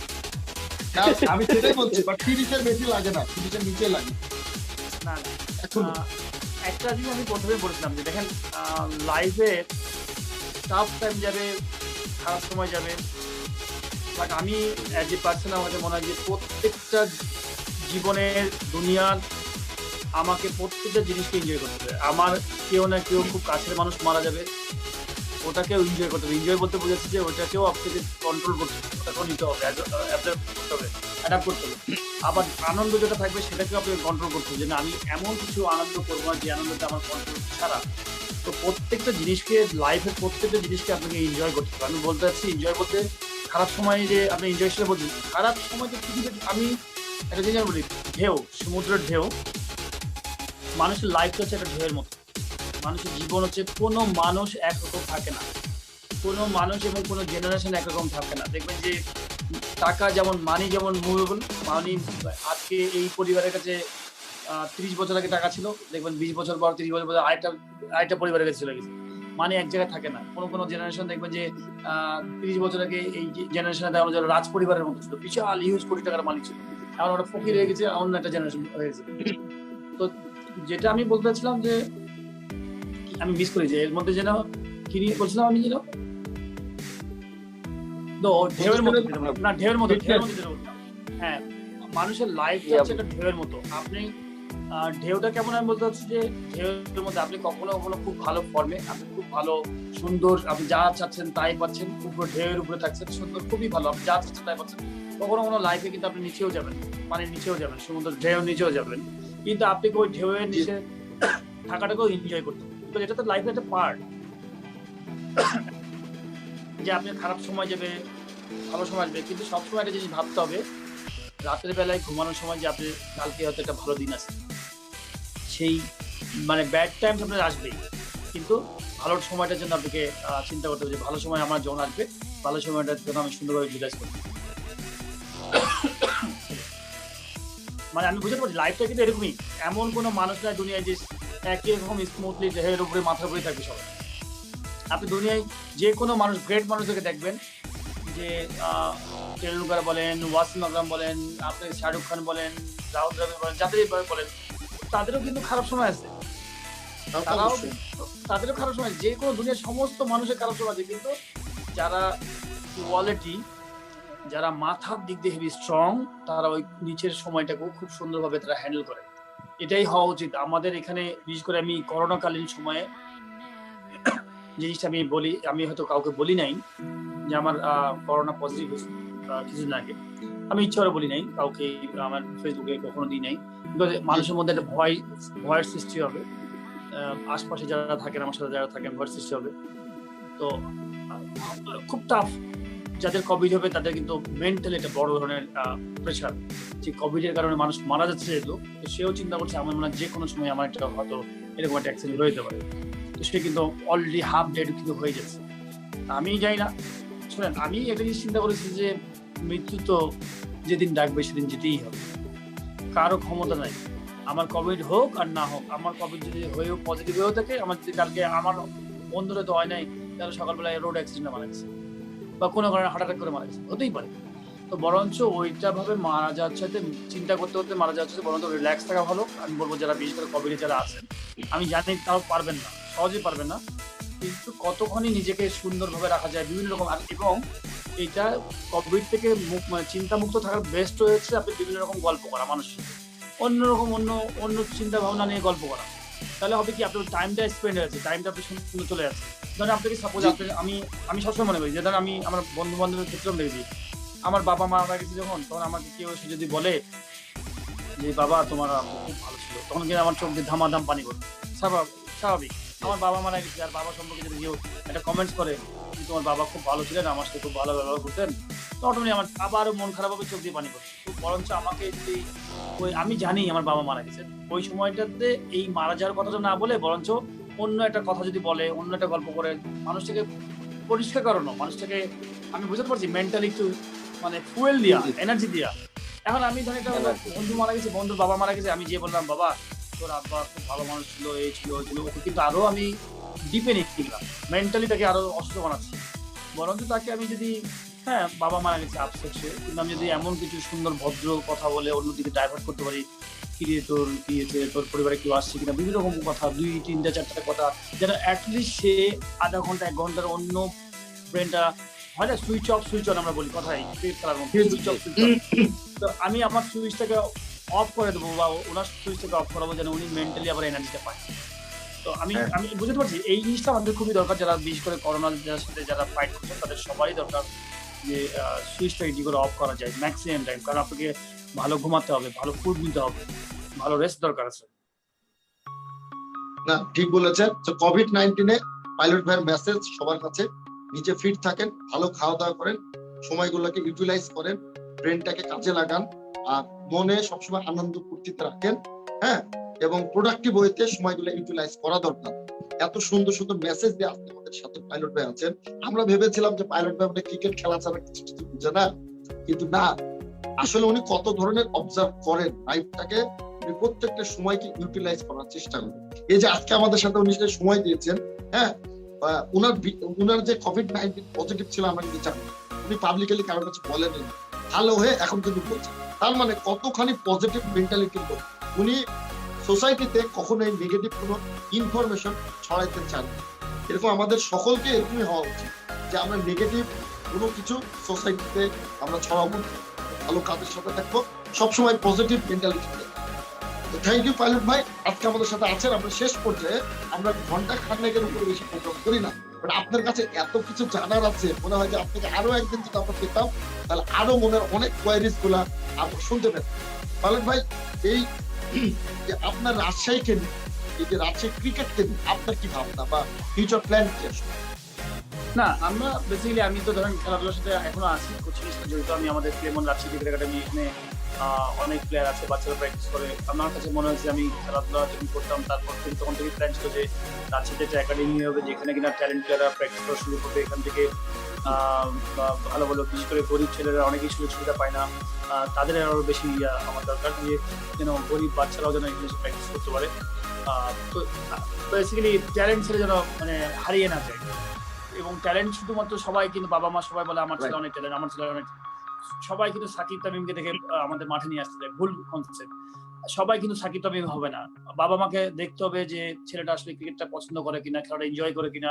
হয়তো দেখা গেলো সে গান বাজানোতেও ভালো হতে পারে, সে হয়তো ফুটবলে ভালো হতে পারে, সে হয়তো অন্য কোনো একটা ইভেন্টে ভালো হতে পারে।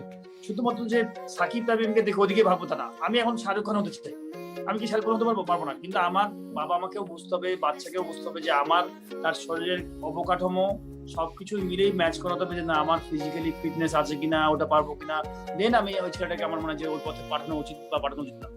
তো আমি মূলত এটাই করা যে ভবিষ্যৎ আমার দায়িত্ব হচ্ছে যে আমি যেহেতু রাজশাহীতে বেড়ে উঠেছি, আমার রাজশাহী অঞ্চলে যদি আমি এরকম একটা কাজ করতে পারি তাহলে আমার যারা বাংলাদেশে যেমন অনেকেই আছেন, বিভিন্ন ডিস্ট্রিক্ট আছেন, তারা যারা নিজের এলাকা যদি করেন তাহলে প্রত্যেকের এলাকার সবার যদি এরকম সুযোগ সুবিধা করে দেন তাহলে সবার ট্যালেন্ট গুলো মধ্যে বেরিয়ে আসতে হবে। As a sportsman cricket player আমার দায়িত্ব মনে হয় যে এটা আমি যেহেতু স্কুলে পড়ালেখা ওরকমভাবে করি নাই, হয়তো স্কুল বানানোর ইচ্ছা ছিল যে শুধু একটা স্কুল বানাবো 1+1 বলবো, কিন্তু ওই সেক্টরটা আমি ভালো বুঝি না, তাই ক্রিকেটের স্কুলটা করেছি যেন এখান থেকে অনেক অপরচুনিটি আছে, যেটা আমার কাছে মনে হয় যে আমাদের এখানে এমনি মফস্বল শহর, গ্রামের শহর, আমি বলবো যে ট্যালেন্ট গুলো যদি একটা পরিবার দাঁড়াতে পারে, একটা ছেলে ভালো খেলাধুলা করে একটা পরিবার দাঁড়াতে পারে, এই পরিবার শুধু দাঁড়াবে না। যেমন সাপোজ এক্সাম্পল আমি আমার কথা বলি যে আমি যখন বাংলাদেশ থেকে করেছি, আমার মাধ্যমে তো কত মানুষের চাকরি হতে ব্যবস্থা হয়েছে, আমি কিন্তু কাউকে বলি নাই কখন, বা হয়তো কত মানুষের ব্যবসা অনেক সুবিধা হয়ে গেছে। এই যে আমি নিজে দাঁড়ানোতে আমি একজন খেলোয়াড় হিসেবে আমি যখন দাঁড়িয়েছি, আমার পরিবারের ডানে অনেক মানুষ এস্টাবলিশ করেছে। তো এই একজন মানুষকে তৈরি করা মানে আরো 10টা মানুষ তৈরি হয়ে যাচ্ছে। এবং এটাই আর কি আমার ভীষণ ছিল। আমার কাছে মনে হয় যে প্লেয়ার আমার কাছে দায়িত্ব যেগুলো টেক করে করা যায় কমানো যায়। বাট আমি বলবো রাজশাহীর ক্রীড়াঙ্গনের অবস্থা খুবই খারাপ।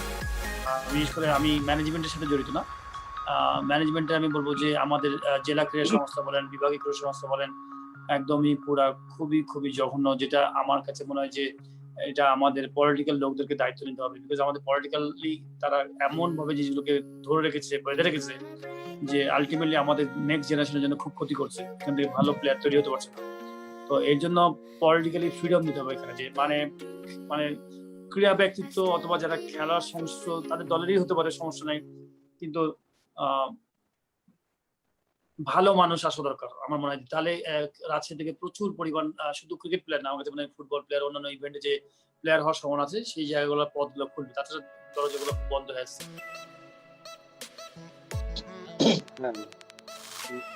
মামুন মামা, হ্যাঁ হ্যাঁ,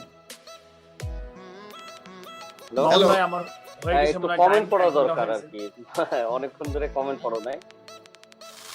শোনা যাচ্ছে কথা? হ্যাঁ শোনা যাচ্ছে। আমি কমেন্ট করতে পারছিলাম না, মানে পাইলট ভাইয়ের গল্পের মধ্যে আমিও ঢুকে গেছি।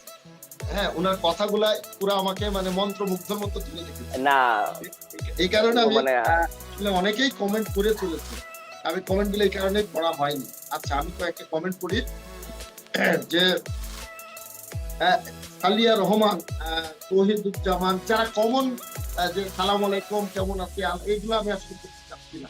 ফিয়ামানিল্লাহ, কাউসারের যে পাইলট ভাইয়া সালাম দিন, আপনার বাসার সামনে আমেনা বিগ বাজার অফিস, রাজশাহীতে একটা কাজের সুপারিশ চাই, সেলস এক্সিকিউটিভ। সো প্লিজ এরকম কেউ কোনো কমেন্ট করবেন না, আশা করি, ঠিক আছে? তো এগুলো খুব আর কি এম্বারাসিং মনে হয়। এখানে আমরা একটা প্রোডাক্টিভ কথাবার্তা হচ্ছে, আমরা ডিসকাস করছি, এর মধ্যে আপনারা চাকরির জন্য এরকম সুপারিশ না ছিল আর কি ভালো। যারা পাইলট ভাইকে চিনেন পার্সোনালি সেটা আপনারা করতে পারেন। আমি একটা অ্যাড করবো ভাই, মামুন ভাই, এটা অ্যাড করবো। হ্যাঁ, বিশেষ করে আমার খেলার লাইফেও কিন্তু আমি এরকম করেছি, এবং আমার বিশেষ করে আমি রাজশাহী ডিভিশন টিমে যখন ক্যাপ্টেন ছিলাম, তখন আমার প্লেয়ারদেরকে আমার ইনফরমেশন দেওয়া ছিল যে আমি এমন প্লেয়ার হব, ধরেন সাপোজ 19-20 হবো না, আমি প্লেয়ারের যোগ্যতা, আমার পারফরমেন্স এমন হতে হবে যে আমি ধরেন 20 ক্যাটাগরিতে দেবে, আমি যেন 22 হই। ধরেন আপনার ভাই আছে, আপনি একটা ভালো জায়গায় আছে, আপনার ভাই একটা ক্যান্ডিডেট আর আমি একটা ক্যান্ডিডেট, কিন্তু আপনার ভাই 15 আমি 20, তখন কিন্তু আপনি আমাকে বাধ্য হয়ে নিতে হবে, উপায় নাই। হ্যাঁ, তো আমি চাই যে যারা আমাদের অনেকেই হয়তো অনেকে ডিমোরালাইজ, হয়তো চাকরির সুযোগ পাচ্ছে, সুযোগ দিতে পারছে না, বাট নিজেকে এমন ভাবে তৈরি করেন যেন আমি কম্পেয়ার করার মতো জায়গা দিবেন, কম্পেয়ার করার মতো, যে 15-20 করে রাখবেন না, আমি এমন করবেন যে 20 লাগবে আপনার সিলেকশনের জন্য, আপনার 20 না 22 হবে। যেমনটা এক্সাম্পল আমি বলি, ধরেন মুশফিক রহিম বাংলাদেশ টিমে খেলছে, মুশফিক রহিমকে কে বাদ দেবে যদি ভালো পারফর্ম করে? মাহমুদুল্লাহ আজকে 100 মারছে, পরের ম্যাচে কে বাদ দেবে মাহমুদুল্লাহকে? তাই কিনা? তো আপনি যদি আপনার লাইফের পারফরমেন্সটা যদি এরকম করেন, তাহলে আপনি বাদ দেওয়ার কেউ চান্স নাই। হয়তো 2-1 জায়গায় আপনি হয়তো মিস করতে পারেন, কিন্তু জীবনে কখনো আপনি মিস করবেন না, কোনো না কোনো জায়গায় আপনি ধরা খাবেনই, এবং কেউ না কেউ আপনার জন্য ওয়েট করছে। জি সরি মামুন ভাই। না, ইটস ওকে। ভাইয়া, আচ্ছা, কানিজ তানজিমা, উনি আপনার চাঁপাইনবাবগঞ্জের একটা বিষয় নিয়ে কথা বলছিলেন, ওনার হাজবেন্ডের নাম শামীম, আপনার সাথে মনে হয় খেলেছে 93 থেকে 96 এনসিসি ক্লাবের ব্যাপারে আর কি বলছিলেন।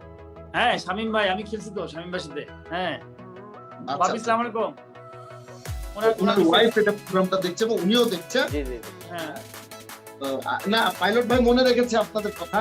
হ্যাঁ, আমি খেলছি এনসিসিতে, শামীম ভাইয়ের সাথে খেলছি, এবং শামীম ভাই ছিলেন ওখানে, আমার অনেক সাই ভাই ছিলেন, জাভেদ ভাই ছিলেন, আমার সব মুখস্থ, এবং আমি মিস করি বিকজ, কিন্তু আমি দুঃখিত, বিকজ আমি তো একজন মানুষ, আমি একজনই মানুষ, আসলে আমার নবাবগঞ্জের পরবর্তী সময় যাওয়া হয় না এইভাবে, বা সবার সাথে যখন দেখা হয়েছে আমি হয় না, বাট সবাইকে মিস করি, ওই লাইফটাও মিস করি। এনসিসিতে আমি খেলতাম, আমি যেই বাসায় থাকতাম সেই রাত্রে থাকার স্মৃতিও মনে আছে আমার। ওই নবাবের সম্ভবত মিষ্টি দোকান পাশে, স্টেডিয়ামের পাশে রাজারামপুর মাঠে খেলতে যেতাম এনসিসির হয়ে, সবকিছু মনে আছে, মেমোরি তো ভালোই মনে আছে, কিন্তু আনলাকি আমি বলবো যে তাদের সাথে দেখা হয় না। জি জি, থ্যাংক ইউ পাইলট ভাই। এখানে আবির খান বলছে, পাইলট ভাই আমাদের ঘরের মানুষ, তার জন্য অনেক অনেক ভালোবাসা। অবশ্যই রাজশাহীর একেবারে ঘরের মানুষই পাইলট ভাই, মানুষের সাথে একেবারে আমি আর বুঝতে পারছি পাইলট ভাই কেন এত বড় পর্যায়ে উনি গিয়েছেন। ওনার মধ্যে কোনো অহংকার, কোনো মানে কি এক্সট্রা কোনো ভাব, এখন তো অনেক কেউ আমার লাইভে যে তুমি বলছে, আমার কথাগুলো কোনোভাবে নিবেন না প্লিজ। তবে পাইলট ভাইয়ের লাইফ স্টাইলটাকে আমাদের যারা নতুন ক্রিকেটার হচ্ছেন বা হবেন ফলো করা উচিত। যে এখন তো একদিন কেউ যদি 2টা ছক্কা মারে, তারপরে ব্যাটের ওজনে রাস্তায় হাঁটতে পারে না, সরি ফর দ্যাট, বাট বাস্তবতা এরকম আমরা দেখেছি। আমরা ক্রিটিক্স, আমরা বলছি। তো এনিওয়েজ, মেহনাজ খান বলেছে, পাইলট ভাই is a true legend and inspiration, eagerly waiting for today. এই লাইভের জন্য অনেকে আজকে বসেছিল। এনিওয়েজ, ইন্টারনেটের প্রবলেমের কারণে একটু ফ্ল্যাকচুয়েট হতে পারে, আমাদের কথাবার্তা ক্লিয়ার নাও শুনতে পারি। তবে রাজশাহীতে যারা ইন্টারনেটের ব্যবসা করছেন, প্লিজ রাজশাহীতে ইন্টারনেটের লাইনটাকে ভালো রাখেন, কারণ আইটির নেক্সট জেনারেশন রাজশাহীতে গড়ে উঠছে, আমার চোখের সামনে দেখা। এখানে অনেক এন্টারপ্রেনার কাজ করছে, ইন্টারনেটের লাইনটাকে ভালো রাখেন। পাইলট ভাই, আপনি কি বলেন? না, অবশ্যই আমার মনে হয় যে দুনিয়া কিন্তু এখন কিন্তু পকেটে চলে আসবে। আমার মনে হয় যে আইটি যেটা আপনি বললেন, এটার বিকল্প কিছু নাই, এবং এই জায়গাটার প্রতি বেশি মনোযোগী হওয়া উচিত আমাদের। কি করে এই জায়গাতে আমাদের সবাইকে শিখতে হবে। আমি তো নিজে সত্যি অনেক চিন্তা করছি কি করে আমাদের এই সাইডটাতে, আমরা তো আসলে আমাদের এই এলাকায় কম্পিউটারের সংখ্যা কম, বা এই ধরনের টেকনোলজি আইডিয়া কম ইয়াং জেনারেশনের। আমি নিজেও মুখ দিয়ে খুব চিন্তা করি মাঝে মাঝে কি করে আমাদের এই জেনারেশনে আমাদের এই প্রমোট করা যায়, বা কি কোনো না কোনো ভাবে তারা যেন ভালো ইউজার হতে পারে, এবং খুব সহজে টেকনোলজি গুলো যেন পিক করতে পারে। বিকজ আপনি মানে এটা একটা খেলনার মতো, বিদেশে কিন্তু এটা খেলনার মতো, বাচ্চারা দেখবেন ছোট ছোট বাচ্চারা কিন্তু এগুলো নিয়ে খুব অনেক রকম খেলছে। তো এটা যখনই মজা পেয়ে যাবে, তখন দেখবেন যে এই জেনারেশনটা, আমার মনে হয় যে ইয়াং জেনারেশনটা পাগলের মতো এই আইটি এই জায়গাগুলোতে জেনারেশন মানে ভাগবে। তো আই হোপ যে, এবং এটার মেইন জায়গাটা হচ্ছে আমার মনে হয় ইন্টারনেট সিস্টেমটাকে আরো আপগ্রেড করা, আরো ফাস্ট করা, তখনই কিন্তু আরো জিনিসটা ভালো হবে। আই হোপ যে আমাদের মনে হয় যে আমার এমনিও নিজের মধ্যে খুব ইচ্ছা আছে যে ঢাকা থেকে বড় কোনো কোম্পানির সাথে আমরা অলরেডি কথাবার্তা চলছে একটা, যে রাজশাহীতে কোনো বড় ধরনের কোনো একটা পাঠশালার মতো করা, যেখানে কিনা ফ্রি কম্পিউটার শেখানো হয়, বিভিন্ন রকম যে ধরেন একসাথে ক্লাসে ওয়াইজ যে কোনো একটা জায়গায় হয়তো 50টা কম্পিউটার থাকবে, বিভিন্ন রকম 1 ঘন্টা করে ক্লাস করে চলে যাবে। গরিব মানুষরাও যেন ওখানে ঢুকতে পারে, যে কেউ অ্যাফোর্ড করতে পারে, এবং বিভিন্ন রকম তার মধ্যে ইয়া থাকবে, মানে আপনার ক্লাস থাকবে। কেউ যদি এডিটিং চায়, ভিডিও এডিটিং, কেউ যদি নর্মাল এডিটিং চায়, কেউ যদি বিভিন্ন রকম কাজ সে শিখবে, এবং কম্পিউটার দিয়ে দুনিয়া জগৎ জয় করতে চায়। কেন সম্ভব না? মানে আপনি আজকাল যুগে তো এখানে টোকা মারলে আমি চায়নাতে কি পাওয়া যাচ্ছে দেখা যাচ্ছে, এখানে টোকা মারলে আমেরিকাতে কোথায় কি আছে সবই দেখা যাচ্ছে, সবই পাওয়া যাচ্ছে। তো আমি আমার কাছে মনে হয় যে আমাদের অপরচুনিটি আছে, বাট যত আগে তৈরি করবো তত ভালো। না ঠিকই বলেছে পাইলট ভাই। আমি যেহেতু এই আইটিতে অনেক বছর ধরে আমার পড়াশোনা, আমি কাজ করছি, আমিও তাই দেখেছি, এবং রাজশাহীকে খুব মনে হচ্ছে যে সম্ভাবনা একটা শহর। আমি নিজেও, আমরা এই যে গ্রুপে আমরা এদেরকে ফ্রিতে আমি হয়তো কিছু সেমিনার, কিছু টেকনোলজি টিপস, কিছু ট্রিক্স আমরা হয়তো গাইডলাইন করব। সেক্ষেত্রে হয়তো আমরা ভবিষ্যতে আরো অনেক দূর এগিয়ে যাব। পাইলট ভাই, আপনার তো ভবিষ্যৎ প্রজন্ম, আপনার ছেলে মেয়ে কয়জন, বা তাদেরকে নিয়ে আপনার ভবিষ্যৎ প্ল্যান কি? আমি বেসিক্যালি খুব নিজেই খুব ফ্রিডম, মানে আমি বলবো যে খুব স্বাধীন চেতার মানুষ। তো আমার ছেলে একটা, তার বয়স অনেক, হয়তো আমার সাথে ভাইয়ের মতো দেখে মনে হবে যে আমার ভাই, না তার বয়স হচ্ছে 21-21। সে বেসিক্যালি পড়ালেখার জন্য সে এখন কানাডায় আছে, ক্যালগারিতে। তো গত 2 বছর হলো সে ওখানে আছে, সেমিস্টার ব্রেক হলে তখন আবার বাংলাদেশে আসে। তো ওখানে কম্পিউটার সায়েন্সেই পড়ালেখা করছে। আপনি যে কম্পিউটারের কথা বলছেন, সেই কম্পিউটার সায়েন্সে পড়ালেখা করছে, এবং সেটা সে খুব এনজয় করে, রেজাল্ট খুব ভালো করছে। ওখানে সে পড়ালেখাটা খুব এনজয় করছে এবং ভালোই করেছে সে। নাম তো বললেন না। ওর নাম হচ্ছে আহনাফ মাসুদ ইউসা। আহনাফ মাসুদ ইউসা। আমার ছেলের নাম কিন্তু মিপসাম। আচ্ছা, আমার ছেলের নাম আহনাফ। হ্যাঁ, আহনাফ মাসুদ ইউসা। হ্যাঁ, আচ্ছা আচ্ছা। তো ওর সাথে রেগুলার আমার খুব ভালো বন্ধু, এবং আমি অনেকে আমাকে জিজ্ঞেস করেন যে সে খেলাধুলা করছে না, আরে আপনার ছেলে খেলাধুলা করবে না, কথা হলো। আমি আসলে আমি মনে করি যে না, আমার ছেলে খেলাধুলা করবে তার ঠিক নয়, বিকজ হচ্ছে যে তার যা ভালো লাগবে সেটাই করবে। আমার কাছে মনে হয় কোনো ছেলেকে আলাদা ঘাড়ের উপর চাপাই দেওয়া উচিত। তো ছোটবেলা থেকে সে কম্পিউটারটা খুব পছন্দ করতো, এবং পড়ালেখাটাকে সে খুব এনজয় করতো। তার মা খুব পিটানোর উপর রাখতো পড়ালেখার উপরে, তো পড়ালেখাটা সে এনজয় করে, এবং সে ওখানে যে ভালো করেছে এবং স্কলারশিপ পেয়েছে রিসেন্টলি। এই জন্য আমি চাই যে সে তার মতো করে বড়, এবং আমি খেলাধুলাটাকে খুব বেশি এনকারেজ করি না, সত্যি কথা, টু বি অনেস্ট। বিকজ হচ্ছে আমাদের দেশে, আমি যদিও এটা নেগেটিভ কিছু কথা, তারপরে আমি বলবো যে কেন আমি একটু পড়ালেখা করলে প্রত্যেকটা ছেলের জন্য আমি বলবো, যারা বিশেষ করে যাদের ভাই বোন, যারা ছোট ছোট বাচ্চা আছে, পড়ালেখা করলে আপনার পুরো একটা গাছের মতো। আমি বলবো যে পড়ালেখা করলে সুন্দর একটা রাস্তা, আপনি বিশাল বড় অপরচুনিটি, বিশাল বড় জায়গা, যে আপনি যে কোনো কিছু হতে পারবেন, ডাক্তার হতে পারবেন, ইঞ্জিনিয়ার হতে পারবেন, ভালো বিজনেসম্যান হতে পারবেন, ভালো মার্কেটিং এর যেতে পারবেন, যে কোনো জায়গা ওপেন পড়ালেখা করলে, সাথে যদি আপনি নিজস্ব নলেজ ভালো থাকে। কিন্তু খেলাধুলা করলে, আমাদের দেশে খেলাধুলা করলে একটা জায়গায় একটু প্রবলেম আছে, সাকিব তামিম না হতে পারলে তাহলে আপনার বড় ধরনের ধাক্কা আছে। কেন আমি বলছি, আমাদের যে সমাজ ব্যবস্থা বা আমাদের বাংলাদেশের যে অবকাঠামো ক্রীড়াঙ্গনে, হয়তো আমরা সাকিব তামিম মুশফিকের দেখছি আয় কত টাকা ইনকাম করে, কিন্তু এরা হচ্ছে লাখে লাখে লাখে লাখে 5-6 জন।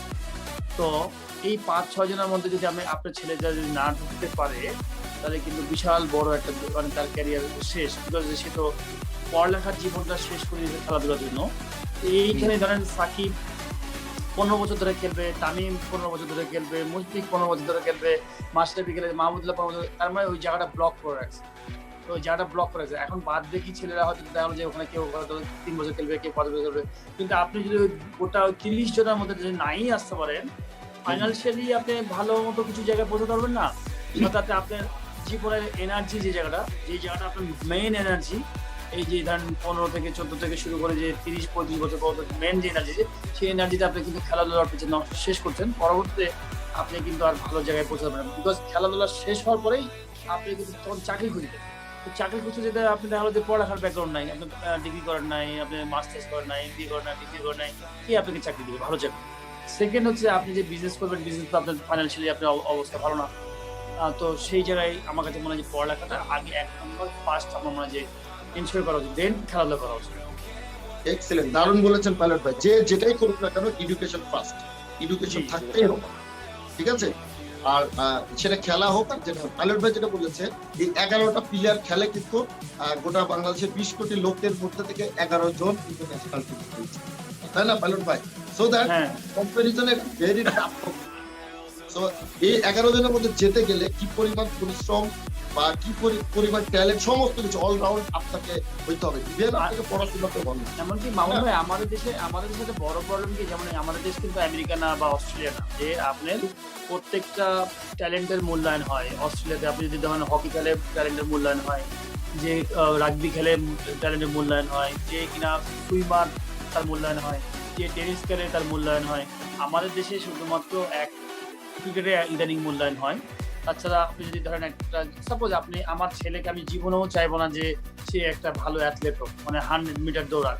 কারণ কি আমি বলি, সে তার পিক টাইমে 100 মিটার দৌড়াবে, গোল্ড মেডেল নিয়ে আসবে, সবকিছু করবে, গোল্ড মেডেল নিয়ে গেল, তারপরে রিটায়ারমেন্টের পরে তার ক্যারিয়ারটা কি বাবা বলেন তো আপনি?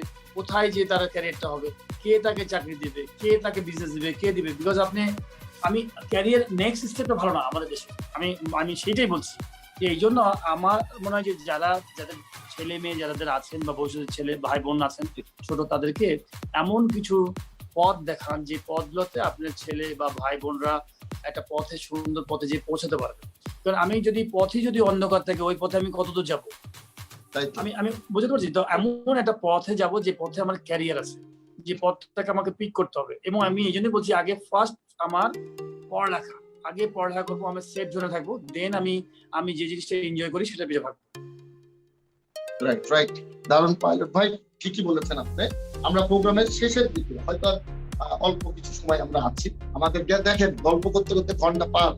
হ্যাঁ, আপনার কত স্টোরি যেটা আমরা এখনো হয়তো শুনতেই পেলাম না। পাইলট, আপনি খাওয়া দাওয়া কি পছন্দ করেন? আপনার ফেভারিট দেশি বিদেশি খাবার?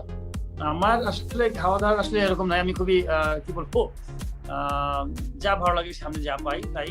হ্যাঁ, গরুর মাংস খুব পছন্দ এমনি নর্মালি, কিন্তু কাচ্চি বিরিয়ানিও খুব পছন্দ করি, কিন্তু খাই না। মানে ধরেন হয়তো যেমন আমার কিছু বাজে অভ্যাস আছে, আমি বাজে অভ্যাস মানে আমার নিজের জন্য, জি, মানুষের বিয়ের বাড়ির সাথে যে আমি বিরিয়ানি খাই না, হয়তো যারা আসতে বসে টেবিলের মধ্যে হাজিরে দিয়ে চুপ করে যে গাজর থাকে, সালাদ থাকে, শসা থাকে, এগুলা খেয়ে আস্তে পালা এসে বাসায় খাই। তো এইটা আসলে আমার কাছে মনে হয় যে না, এটা আমি আমার বদ অভ্যাস কি ভালো অভ্যাস আমি জানি না, বাট আমার কাছে মনে হয় যে আমি একজন পার্সন, আমি প্রফেশনাল স্পোর্টসম্যান ছিলাম, তো আমাকে প্রফেশনাল লোকের মধ্যে কিন্তু আমাকে চলতে হবে, চিন্তা ভাবনা করতে হবে, আমাকে হেলদি, আমি কতক্ষণে ভালো ফিট থাকা যায়, আমি আজকে যেমন ভালো ফিট থাকতে হবে, কালকে যেন আমাকে ভালো থাকতে হবে। এর জন্য আমি যদি আজকে কাচ্চি বিরিয়ানি খাই, তার মানে আমাকে কিন্তু আমি একটা এক্সট্রা ফ্যাট নিলাম। এবং কালকে যদি আমি ইলিশ মাছ ভুনা খাই, গরু ভুনা খিচুড়ি খাই, তার মানে আমি এক্সট্রা নিচ্ছি, কিন্তু আমি খরচ করছি না শরীর থেকে। তো আমার পরিশ্রম কিন্তু আরো বেড়ে যাবে, তখন আরো বেশি কষ্ট করতে পারবো। তো এই জন্য অ্যাজ এ প্রফেশনাল আমার কাছে মনে হয় যে যেখানে থাকুক না কেন, প্রত্যেকটা মানুষকে আমার কাছে মনে হয়, শুধু যারা স্পোর্টসম্যান তারাই না, যে চাকরি করে তারাও কিন্তু উচিত আমার কাছে মনে হয় যে এই ফুড হ্যাবিটটা মেনটেন করা, তার নিজের জন্য, তার ভালো থাকার জন্য। সুস্থ, আপনি যদি এক্সট্রা ওয়েট ক্যারি করেন, আপনি আসলে ভালো থাকবেন না, সুস্থ থাকবেন না, কোনো না কোনো প্রবলেম থাকবে, হয়তো হার্টের প্রবলেম আছে, কালকে যে ডায়াবেটিসের প্রবলেম কালকে আছে। আমি বলছি না যে আমার হবে না, সবারই হবে, দুনিয়ার প্রবলেম সবারই হবে, বাট কতটুকু কন্ট্রোল করা যায় তাহলে সমস্যা কম হবে। আপনি যদি একটা জিনিস দেখেন যে যারা অনেক বড় বড় সেলিব্রিটি, তাদের কাছে অনেক কিছু শেখার আছে। আমি তো ইন্ডিয়ান কিছু ফিল্ম স্টারদের মাঝে মাঝে অনেক কিছু দেখি, যে তারা এই কোভিডের সময় কি যে পরিমাণ জিম করছে, আপনি চিন্তা করতে পারবেন না, পুরা ফাটায় জিম করে, নিজেকে স্লিম স্কিনি বানায় রাখছে। তাদের কি টাকা পয়সার অভাব আছে? আমির খান, শাহরুখ খান, সালমান খান, এই ঋত্বিক রোশন বলেন বা অন্য কোনো নায়িকা বলেন, তাদের কি টাকা পয়সার অভাব আছে? সেলিব্রিটি আজকে যদি মনে করে যে এই হোটেলে আজকে দুবাই যে খাবে, কালকে দুবাই এখানে খাবে, তাদের তো অভাব নাই, কিন্তু তারা কিন্তু প্রফেশনাল, এমন প্রফেশনাল যে তাদের ডায়েট চার্ট করা আছে, ট্রেনার রাখা আছে, সে তার ওইটা ছাড়া কোনো কিছু বোঝে না। আমার কাছে মনে হয় যে একজন মানুষ নিজের কে আগে চিনতে হবে, নিজেকে বুঝতে হবে যে আমার আসলে কি করা উচিত লাইফে। রাইট পাইলট ভাই, আচ্ছা এই খাবার এমনি খান কি তাহলে আপনার রেগুলার ডেইলি ফুড হ্যাবিট কি? আমার প্রিয় খাবার হচ্ছে, আমার সবচেয়ে বড় প্রিয় হচ্ছে আমার মায়ের হাতের খাবার। আমি ধরেন আমার বাসায় সকালবেলা নাস্তা নরমালি রুটি, হাতে বানানো রুটি, বাসায় যেটা আম্মা দেয় নরমালি, প্রত্যেকটা ছেলেকে বাবা মা স্বাভাবিক, মা তো একদম উঠায় খাওয়া, তো যতটুকু পারি রুটি খাই, তারপরে দুপুরবেলায় ভাত খাই, রাত্রেবেলায় ভাত খাই, বাট খুব কম পরিমাণ আর কি। ওইরকম ভাবে খাওয়া হয় না। আর আমার ওইভাবে খুব বেশি ফুল করে খাওয়ার অভ্যাস নাই। অল্প অল্প অল্প করে হয়তো দেখা গেলো যে একটু ফল খেলাম, কখনো কখনো এটা খেলাম, এভাবে ঘুরে ঘুরে খাওয়া। বাট বাজে অভ্যাসগুলো নাই। অনেকে আছে না চানাচুর খায়, অনেকে সিঙ্গারা খায়, এই কি বলে, তারপর যে ফুচকা, চটপটি, তারপর হচ্ছে সামোসা, এগুলোর প্রতি আমার অত নেশা। আচ্ছা ভাই, আম কেমন খাইছেন এবার? ও ফাটায় আম, আমার ফ্রুটস তো খুব পাগল আমি। এটা ঠিক যে এটা আমি ধরে নিই যে আমের সিজনে একটু ধরেন 2-1 কেজি বাড়বে, পেটটা বাড়বে, আবার ওটা কমায় ফেলবো। এই যে ধরেন আম সিজন শেষ, আবার দেখবেন এগুলো নাই এই সব। আচ্ছা বুঝছেন, কিছু কিছু জিনিস আছে যে আপনাকে ওইটার টেস্ট দিতেই হবে। আচ্ছা না, আম তো একটা ন্যাচারাল ফ্রুট, এবং ন্যাচারাল বলতে কি বলছি, এটার মজাই আলাদা, স্বাদটা আলাদা, লিচু এবং আম। তো আমার কাছে মনে হয় যে ওটারও বেস্ট ইউটিলাইজ করতে হবে, ওটাও আমি খাবো, কিন্তু সাধারণত এমন কিছু করবো যেন ওটা আবার কমায়। আচ্ছা আচ্ছা, সবসময় আপনি ওইটা খেয়াল রাখেন যে যখনই আপনার ওয়েটটা একটু বাড়বে বা বাড়ার ইয়ে দেবে, আগে প্রিপারেশন আছে যে কিভাবে কমায়। ওটা তো করতে হবে, হ্যাঁ ওটা তো করতে হবে, নাহলে তো। পাইলট ভাই, আমাদের প্রোগ্রাম শেষের দিকে আপনার চোখে আসলে বা আমাদের এই যে রাজশাহী, প্রাণের রাজশাহী বলছি, ডিজিটাল বাংলাদেশ বলছি, হ্যাঁ, আইটি সেকশন ইমপ্রুভমেন্ট, যেটাই বলছি, আমাদের রাজশাহীটা আসলে কিরকম হওয়া উচিত, আপনি কি মনে হয়? আমার কাছে মনে হয় যে রাজশাহী দেন প্রত্যেকটা শহরের কিন্তু একটা সিটির কিন্তু একটা সুন্দর একটা কালচার থাকে, সিটির কিন্তু একটা সুন্দর বৈশিষ্ট্য থাকে। আমার কাছে মনে হয় যে আমরা কিছুটা নিউ ইয়র্ক হতে যাচ্ছি। আমার কাছে মনে হয় বাংলাদেশের রাজশাহী কিন্তু বেসিক্যালি যদি আপনি চিন্তা করেন, রাজশাহী এটা নর্থ বেঙ্গল এগ্রিকালচার এরিয়া, কিন্তু আমরা সামাও ইদানিং আমার মনে হয় যে নিউ ইয়র্ক হতে যাচ্ছি। দেন নিউ ইয়র্ক সুইজারল্যান্ডের মতো। নিউ ইয়র্ক হচ্ছে একটা বিজি শহর, যেখানে কিনা ধুমধাম রাত, বিল্ডিং, শুধু বিল্ডিং বিল্ডিং বিল্ডিং, ধুমধাম। আর সুইজারল্যান্ড হচ্ছে নিরিবিলি, ঠান্ডা, চুপচাপ, বিউটি, মানে একটা সুপার বিউটি, তাই কি না? আমার মনে হয় যে রাজশাহীকে এইরকম একটা চিন্তা করা উচিত যে গ্রিন বিউটি কি করে সুন্দর করে করা যায়। এখানে শুধু বিল্ডিং বানালেই হবে না, এখানে অনেকেই চিন্তা করছে যে এখানে বড় বড় ইন্ডাস্ট্রি নিয়ে আসে না, এখানে এই বড় বড় ইন্ডাস্ট্রি না নিয়ে এসে এটা হচ্ছে এগ্রিকালচার এরিয়া, এখানে এগ্রিকালচারকে ডেভেলপ করা উচিত। আমার মনে হয় যে এখানে প্রচুর এগ্রিকালচারের ফিউচার আছে। আপনাকে একটা ছোট্ট এক্সাম্পল দিই, বাংলাদেশের রাজশাহী থেকে আম বিক্রি হয় ১৬০০ টাকা মন, কিন্তু এই আমটা ঢাকায় যা বিক্রি হয় ৩,৫০০ টাকা মন। তো তার মানে আমার নিজের এলাকার যারা মেন উদ্যোক্তা, যারা আমের বাগান করেন, তারা কিন্তু মাত্র ১৬০০ টাকা পাচ্ছেন। মাঝখানের লোকটা পেয়ে যাচ্ছেন ম্যাক্সিমাম টাকাটা না উৎপাদন করে, সেই ম্যাক্সিমাম টাকাটা বড় টাকা ইনভেস্ট করে সে ঢাকায় ওখানে পানি দিতে চায়। তো এইখানে আমাদের প্রশাসনিক দিক থেকে বলেন বা আমাদের এখান থেকে ইয়াং জেনারেশনের এখানে এগিয়ে আসতে হবে। বিকজ এখন অনলাইন সিস্টেম অনেক সুন্দর হয়ে গেছে। আমরা আমাদের এখানকার যে মানুষগুলো আছে যাদের আমের বাগান আছে, তাদের কাছে বেশি দামে কিনতে। তুমি বাবা ১৫০০ টাকা দিও না, ১৬০০ টাকা মন দিও না, তুমি আমাকে ২৫০০ টাকার মন দিবা। আমি ওটা ঢাকা শহরে কনফার্ম দেবো যে কোনো মানে ওষুধ ছাড়া ঢাকা শহরে আমাকে রাজশাহী থেকে কোনো মানে পলিটিক্যাল লোক হোক বা সিটি কর্পোরেশন একটা এগ্রিমেন্ট হবে যে ঢাকায় আমাদের বিভিন্ন স্টপেজ দিবে, যেন আমরা ফ্রেশ রাজশাহীর আমগুলো সাপ্লাই করি, কোনো গ্যাপ থাকবে না মাঝখানে, যে আমরা এই জিনিসগুলো আমরা ২৭০০ টাকা মন ঢাকায় বিক্রি হবে, ২৫০০ টাকা এখানে কিনছি ২৭০০ টাকা, তাহলে পুরো মেন উদ্যোক্তা পেয়ে গেল টাকাটা। এবং মাঝখানে ২০০ টাকা থাকবে হচ্ছে যারা আমাদের এই যারা ইয়াং জেনারেশন কাজ করছে বা এটা হিউজ মন হাজার হাজার মন যাবে, তখন আপনি তো হিউজ যখন হবে তখন তো আপনি আলটিমেটলি প্রফিটটা তো বেরিয়ে আসবে বন্ধু। তো যারা কাজ করবেন তাদেরকে তো একটা সুন্দর করে প্রফিট বার করবে, কিন্তু আপনি উইদাউট কোনো কিছু করা ছাড়াই আপনি বিশাল বড় একটা টাকা দিয়ে চলে যাচ্ছেন। যারা উদ্যোক্তা মেন, যারা বাগান করছেন, তারা টাকা পাচ্ছেন। এরকম সব জায়গায় আপনি মাছের সেক্টরে বলেন, এরকম প্রত্যেকটা জায়গায় চাল বলেন, ডাল বলেন, সব কিন্তু এখানকার করছে। এখানকার অনেকে জমি যাদের জমি আছে, যারা চাষাবাদ করছে, বড় বড় জায়গা যাদের মালিক আছে, তারা সবাই কিন্তু একই রকম ক্ষতিগ্রস্ত, ভালো ভ্যালুটা পায় না।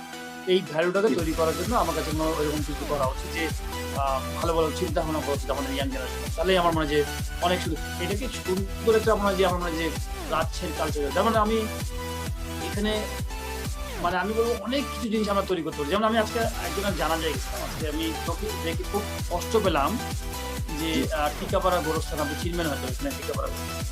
তো বর্ষাকালে আমি প্রত্যেক বছরই দেখেছি পানিতে জমে থাকে। রাজশাহী শহরের মধ্যে কয়েকটা গোরস্থানের মধ্যে টিকাপাড়া একটা কবরস্থান। তো আপনি চিন্তা করেন মাটির কেন অভাব হবে আমাদের এখানে? ওই Right. কবরস্থানে পানি জমে দেখি এক সাইডে পুরো পানি জমে, প্রত্যেক বছরই হয় বর্ষাকালে। তো মাটি কবর যখন দেয়, যে মানুষটা মা মারা গেছে বা বাবা মারা গেছে তখনই তার গায়ে মনে লাগে যে কবর খুঁড়ছে, মায়ের পানি উপর থেকে উঠছে, নিচ থেকে উঠছে। তো এরকম তো মারা যাবেই। এই যে ধরেন বর্ষাকালে মিনিমাম 200-300 মানুষ তো মারা যাবে, প্রত্যেকদিন 2টা-3টা করে ওখানে মাটি হবেই।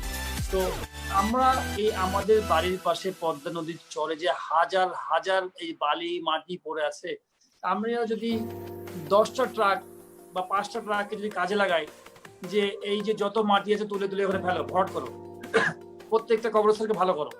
আমি জাস্ট একটা এক্সাম্পল দিলাম। আমি বলতে চাচ্ছি প্রত্যেকটা জায়গায় আমার নিজের সম্পদ, আমি কেন ইউজ করবো না? এই মাটি তুললে তো বরঞ্চ নদীটি ভালো হলো, আমার নদীটা ডিপ হলো, হুম। তাই কি না? তো এটা নিয়ে এসে যদি আমি এতটুকু যদি ট্রান্সফার করে এসে দিই, কয় টাকা লাগে, তাই কি না? তো এইটা আমার কাছে মানে ছোট ছোট ছোট ছোট জিনিস, এরকম আমি বলছি। তারপরে অনেক জিনিস আছে যেগুলো আমার মনে হয় যে আমাদের করা উচিত, যেগুলো মানসিক বা মানবিক কিছু ব্যাপার থেকে যেগুলো করা উচিত। আমার মনে হয় যে যেমন আমি কয়েকদিন আগে শুনছি যে রাজশাহী মেডিকেলে অ্যাম্বুলেন্সে খুব বাজে অবস্থা। মেডিকেল অ্যাম্বুলেন্স মানে কি, রুগী মারা গেলে নাকি একটা সিন্ডিকেট আছে, যে সিন্ডিকেটটা নাকি যার কাছে যেমন কেউ নিতে পারে 10,000, কেউ 15,000, কেউ 12,000, 9,000, 500 কোথাও দিয়ে গেলে, এবং ওই রুগী নিতেই হবে, ওই অ্যাম্বুলেন্স টাকা দিয়ে নিতেই হবে। তো এটা খুবই দুঃখজনক, বিকজ আপনি এই করোনাকালীন সময়ে কত মানুষের যে কত ঘর বাড়ি টাকা পয়সা সব শেষ হয়ে গেছে, আর এই সময় আপনি মানবিক এই জিনিসে সাপোর্ট দিতে পারছেন আমরা সরকার, মানে বিভিন্ন রকম মানুষ হয়ে, যে অ্যাটলিস্ট পাশে তো থাকতে পারি, সেই কিসে ছিল। এবং যারা এই ব্যবসাগুলো করছেন তাদেরকে তো ধরে ধরে আমার কাছে মনে হয় যে মানে পাবলিকের সামনে ছুট করে মেরে ফেলা উচিত। আমি জানি না তাদেরকে আমি আমি আমি কে বা কারা করে জানার দরকার নাই, কিন্তু শুট করে মেরে ফেলা উচিত। বিকজ আপনি আমার মানুষকে অসহায়তা সুযোগ দিচ্ছেন। বিকজ হচ্ছে আপনি কি টাইপের মানুষ, এটা আমাদের কি টাইপের রাজনীতির লোক বা কারা আছেন ক্ষমতায় ওখানে যে এইরকম একটা এই সময় এরকম করতে পারবে। বিকজ কত হাজার হাজার মানুষ যারা জীবনের ইয়েতে করোনা পাশে সে মানুষ সেবা করার চেষ্টা করছে, ঘর বাড়ি থেকে নিচে খাবার নিচে রাস্তা দিচ্ছে মানুষকে বাঁচানোর জন্য। আর এই 10-15 জন সিন্ডিকেটের কারণে আপনি এই জায়গাটা ক্লিয়ার করতে পারবেন না? এটা প্রশাসন পারে না, পুলিশকে চিনে না, জানে না কারা এটার সাথে জড়িত, ধরবো ওখান থেকে নিয়ে সাই। আমি বুঝতে পারছি কেন আমার এই শহরে করাপশন হবে, এরকম টাইপের করাপশন যে এই করোনাকালীন সময়। এবং তাদের কি মা বাবার চিন্তা নাই যে আমার মা বাবাও তো একদিন হতে পারে, তাই না? এই টাকাগুলো কোথায় নিয়ে যাবে সে? এই সিন্ডিকেট করে যে অ্যাম্বুলেন্সের এই ধরেন গরিব মানুষের টাকা নিয়ে, ধরেন কত গরিব মানুষ যারা হয়তো দেখো যে মারা যাচ্ছে, আর এই অ্যাম্বুলেন্স নিতেই হবে 8,000 টাকা বা 10,000 টাকা দিতে পারবে। তো আমি শুনি তো আমি অবাক হয়েছি, ভাই এটা কি করে সম্ভব? এই বাংলাদেশে এরকম একটা শহরে এরকম জিনিস আছে এখনো? অনেক কথা, পাইলট ভাইয়ের সাথে অনেক প্রশ্ন, আরো অনেক প্রশ্ন, এতগুলা হয়তো আজকে আমরা কাভার করবো না। আজকে আমরা প্রোগ্রামটা হয়তো আর বেশি দূর নিয়ে যাচ্ছি না। পাইলট ভাই আমাদের বাংলাদেশের কি বলে, বাংলাদেশের একটা কিংবদন্তি ক্রিকেটার, একজন লিজেন্ড। উনি আমাদের রাজশাহীর, আমাদের এই যে গ্রুপ রাজশাহীর কিংবদন্তি, আমরা রাজশাহীর উদ্যোক্তা, এই উদ্যোক্তা গ্রুপের আমাদের যে স্লোগান স্বপ্ন দ্রষ্টা, মানুষের স্বপ্নকে বাস্তবায়ন করার জন্য আমরা কাজ করছি, সেখানে পাইলট ভাই আমাদের সাথে একমত এবং আমাদের সাথে একাত্মতা ওনার আছেন। এবং এই যে রাজশাহী শহরের বিভিন্ন ছোট ছোট প্রবলেম উনি কিন্তু সেগুলো খেয়াল রেখেছেন এবং খেয়াল করছেন। দারুণ একজন মানুষ, চমৎকার একজন মানুষ, আমাদের সকলের ভালোবাসার মানুষ। পাইলট ভাইকে নিয়ে আজকে আমাদের যে আড্ডা ছিল সেটা আজকে হয়তো শেষ করছি। আমরা আবার কোনো একদিন চলে আসবো। পাইলট ভাইকে আমাদের আরো একদিন লাগবে, সেদিন আরো অনেক মজার কথা শোনাবো। পাইলট ভাই, আমাদের যে এই যে সবাই এখনকার যে আছে এদের ব্যাপারে উদ্যোক্তাদেরকে একটা মেসেজ, একটা যদি দিতেন স্টেটমেন্ট, যে আজকে আমরা প্রোগ্রামটা শেষ করতে চাই। না, আমি একটাই আমার মানে যারা উদ্যোক্তা, যারা এখানে যারা ফলোয়ার্স আছেন, যারা ফলো করছেন এই ভিডিওটা, বলবো যে অপরচুনিটি গুলো বের করতে হবে। অপরচুনিটি কিছু কিছু আছে এবং নিজেকে বের করতে হবে, এবং বিভিন্ন মানুষের সাথে কথাবার্তা বলতে হবে, বিভিন্ন মানুষের সাথে কথা বলতে হবে, বিভিন্ন রকম কোশ্চেন তুলতে হবে, বিভিন্ন মানুষের জানতে হবে যে আমাকে কোন কোন দিক দিয়ে কিভাবে আমার সমাধানটা বের করে আসতে হবে, আনসারটা বের করে নিয়ে আসতে হবে। দেন আমার কাছে মনে হয় যে ওটার পিছিয়ে লেগে থাকবে, তাহলেই আমার মনে হয় যে সম্ভব। আর ঘাবড়াবার কিছু নাই, আমি বলবো যে একটা জিনিস খুবই ইম্পর্টেন্ট, আমি প্রত্যেক দিন ঘুমানোর সময় আল্লাহর কাছে শুকরিয়া আদায় করি। যারা যারা আমি বলবো মুসলমান আছেন, যারা যারা হিন্দু আছেন, বিভিন্ন ধর্মের মানুষই হয়তো এখানে ফলো করছেন, আপনি ধর্ম নিয়েই আপনি গডকে থ্যাংক ইউ দেন। আমি প্রত্যেক দিন আমার রাত্রে ঘুমানোর সময় আমি থ্যাংক ইউ দিই যে আল্লাহ তুমি আমাকে সুন্দর আজকে দিনটা দিচ্ছ, আমি অসাধারণ একটা দিন পার করছি, শুকরিয়া তোমার কাছে যে আমাকে এত সুন্দর একটা বিছানায় ঘুমানোর সুযোগ দিচ্ছ। আবার সকালবেলায় উঠেও কিন্তু আমি ঠিক আবার আল্লাহকে থ্যাংক ইউ দিই যে আমাকে ঘুমানোর একটা, সকালবেলায় উঠে আমাকে সুস্থভাবে জাগার সুযোগ করে দিচ্ছ। এবং আজকের দিনটা আমাকে তিনটা জিনিস, ধৈর্য, শক্তি এবং আমি বলবো যে ধৈর্য, শক্তি এবং মেধা, এই তিনটা জিনিস আল্লাহর কাছে সকালবেলায় আমি ঘুম থেকে উঠে আগে চাই যে এই তিনটা পুরোটা যেন ইউটিলাইজ করতে পারি। এবং কেন আমি বলছি ধৈর্য, বিকজ আপনার ধৈর্যটা হচ্ছে যে আমি যেন আজকে সারাদিন খুব সুন্দর মতো পেশেন্সটা যেন তৈরি হয়। এটা যে কোনো কারণে হতে পারে, মানুষের কথা বলার সময় মানুষের যেন বিরক্ত না করি, কোনো মানুষকে যেন আমি ধম করে না বকে না দিই, যে কোনো কারণে হতে পারে আমি যে কোনো জিনিসটা ঠান্ডা মাথায় যেন শুনি। ধৈর্য যে কোনো কারণে হতে পারে। শক্তি বলতে আবার ফিজিক্যাল শক্তি বা আপনি ধরেন মেন্টাল শক্তি, আমি যেন শক্তিটা সুন্দরভাবে ব্যবহার করতে পারি, যে আমার যে সারাদিনে যে এনার্জিটা আছে সেই শক্তিটা কীভাবে ব্যবহার করবো, মানসিক এবং ফিজিক্যালি যেটা সেটা। এবং সাথে মেধাটাকে আমি আমার যেন সুন্দরভাবে আমার মেধাটাকে পুরোটা ইউটিলাইজ করতে পারি পুরোটা। এবং তিনটা মানে মানে আমি বলবো সমন্বয়ে আমি যেন পুরো দিনটা আল্লাহ তুমি আমাকে যে দুইটা হাত দুটা পা সুস্থ দিচ্ছ এটা ম্যাক্সিমাম ইউটিলাইজ করতে পারি, যেন আমি আজকে সারাদিনটা ইউজ করতে পারি, যেন 100 ভাগের মধ্যে 20% এনার্জি যেন আমি বাসায় না নিয়ে আসি। যখনই আমি 100 ভাগের ইউটিলাইজ করার চেষ্টা করবো, 90 ভাগ তো হবে, তাহলে আমি 90 ভাগ করেও যদি আমি প্রত্যেকদিন যদি আগাতে থাকি, একটা দিন হয়তো দেওয়া 2 বছরে 3 বছরে যে আমি একটা না একটা জিনিস অ্যাকসেপ্ট করতেই থাকবো। আমি বাসায় যখন আমি নিয়ে আসবো ওই 50% আজকে এনার্জি নিয়ে আসলাম বাসায়, আগামীকালকে আবার 60% নিয়ে আসলাম, রেস্ট নিয়ে সারাদিন ঘুমালাম, জিমালাম, এই করতে করতে দেখবেন যে 2 মাস 3 মাস পরে যে আলটিমেটলি এনার্জি সেভিংসই হয়ে গেছে, কিন্তু কোনো কাজ হয় নাই, ডেভেলপ হয় নাই। এই জন্য আমার কাছে মনে হয় যে ম্যাক্সিমাম ইউটিলাইজ করা ইম্পর্টেন্ট। আর সবাই ভালো থাকবেন, সুস্থ থাকবেন, যারা আছেন উদ্যোক্তা বা যারা উদ্যোক্তা অবশ্যই আছেন, ইয়াং জেনারেশন যারা আছেন ভালো থাকবেন। এই কোভিডের সময় আমি বিশেষ করে বলবো যে নিজে ভালো থাকার চেষ্টা করবেন, বিকজ আপনার জীবনটা শুধুমাত্র আপনার না, আপনার সাথে আপনার পরিবারের বাবা মা ভাই বোন ছেলে মেয়ে অনেকেই হয়তো তাদের সাথে জড়িয়ে আছে। আপনার সাথে সাথে আপনার অন্য কারো কাছেও আপনার এই ভাইরাসটা আসতে পারে। তো যতটুকু বলা যায় একটাই আমি বলবো যে মাস্ক পরিধান করা, এবং যেটা বলছে স্বাস্থ্যবিধির কথা, আর পারতপক্ষে যদি দরকার নাই হয় পাবলিক প্লেসে যেন, যদি দরকার না হয়, আর দরকার যাকে লাগবেই সে যেন, তাছাড়া যেন না। আমার কাছে মনে হয় কি করে নিজে সেফ থাকা যায়, সেফ থাকলে দুনিয়া অনেক কিছু জয় করতে পারবে। অসাধারণ একটা সেশন আমরা পার করলাম পাইলট ভাইয়ের সাথে। আর ধন্যবাদ পাইলট ভাই, আর লাভ ইউ পাইলট ভাই। আমরা আমাদের রাজশাহীর উদ্যোক্তা গ্রুপ থেকে আমাদের রাজশাহীবাসীর প্রত্যেকটা মানুষের মুখে হয়তো এই কথাটা আছে, হয়তো আপনাকে বলে বা আপনার কাছে মেসেজটা আমরা দিতে পারি। তো আমাদের সাথে এত রাত্রেবেলা আপনি আমাদের সাথে সময় দিয়েছেন পাইলট ভাই, ডেফিনেটলি না রাত্রেবেলা কোনো সমস্যা নাই। থ্যাংক ইউ ভাই, মামুন ভাই, আমাদের জন্য মাসুদ ভাই, থ্যাংক ইউ সো মাচ, খুবই ভালো লাগলো কথা বলে। আর সবাইকে ধন্যবাদ, শুভরাত্রি। শুভরাত্রি ভাই, আসসালামু আলাইকুম। শুভরাত্রি ভাইয়া, আসসালামু আলাইকুম মাসুদ ভাই। ওয়ালাইকুম আসসালাম রাজি।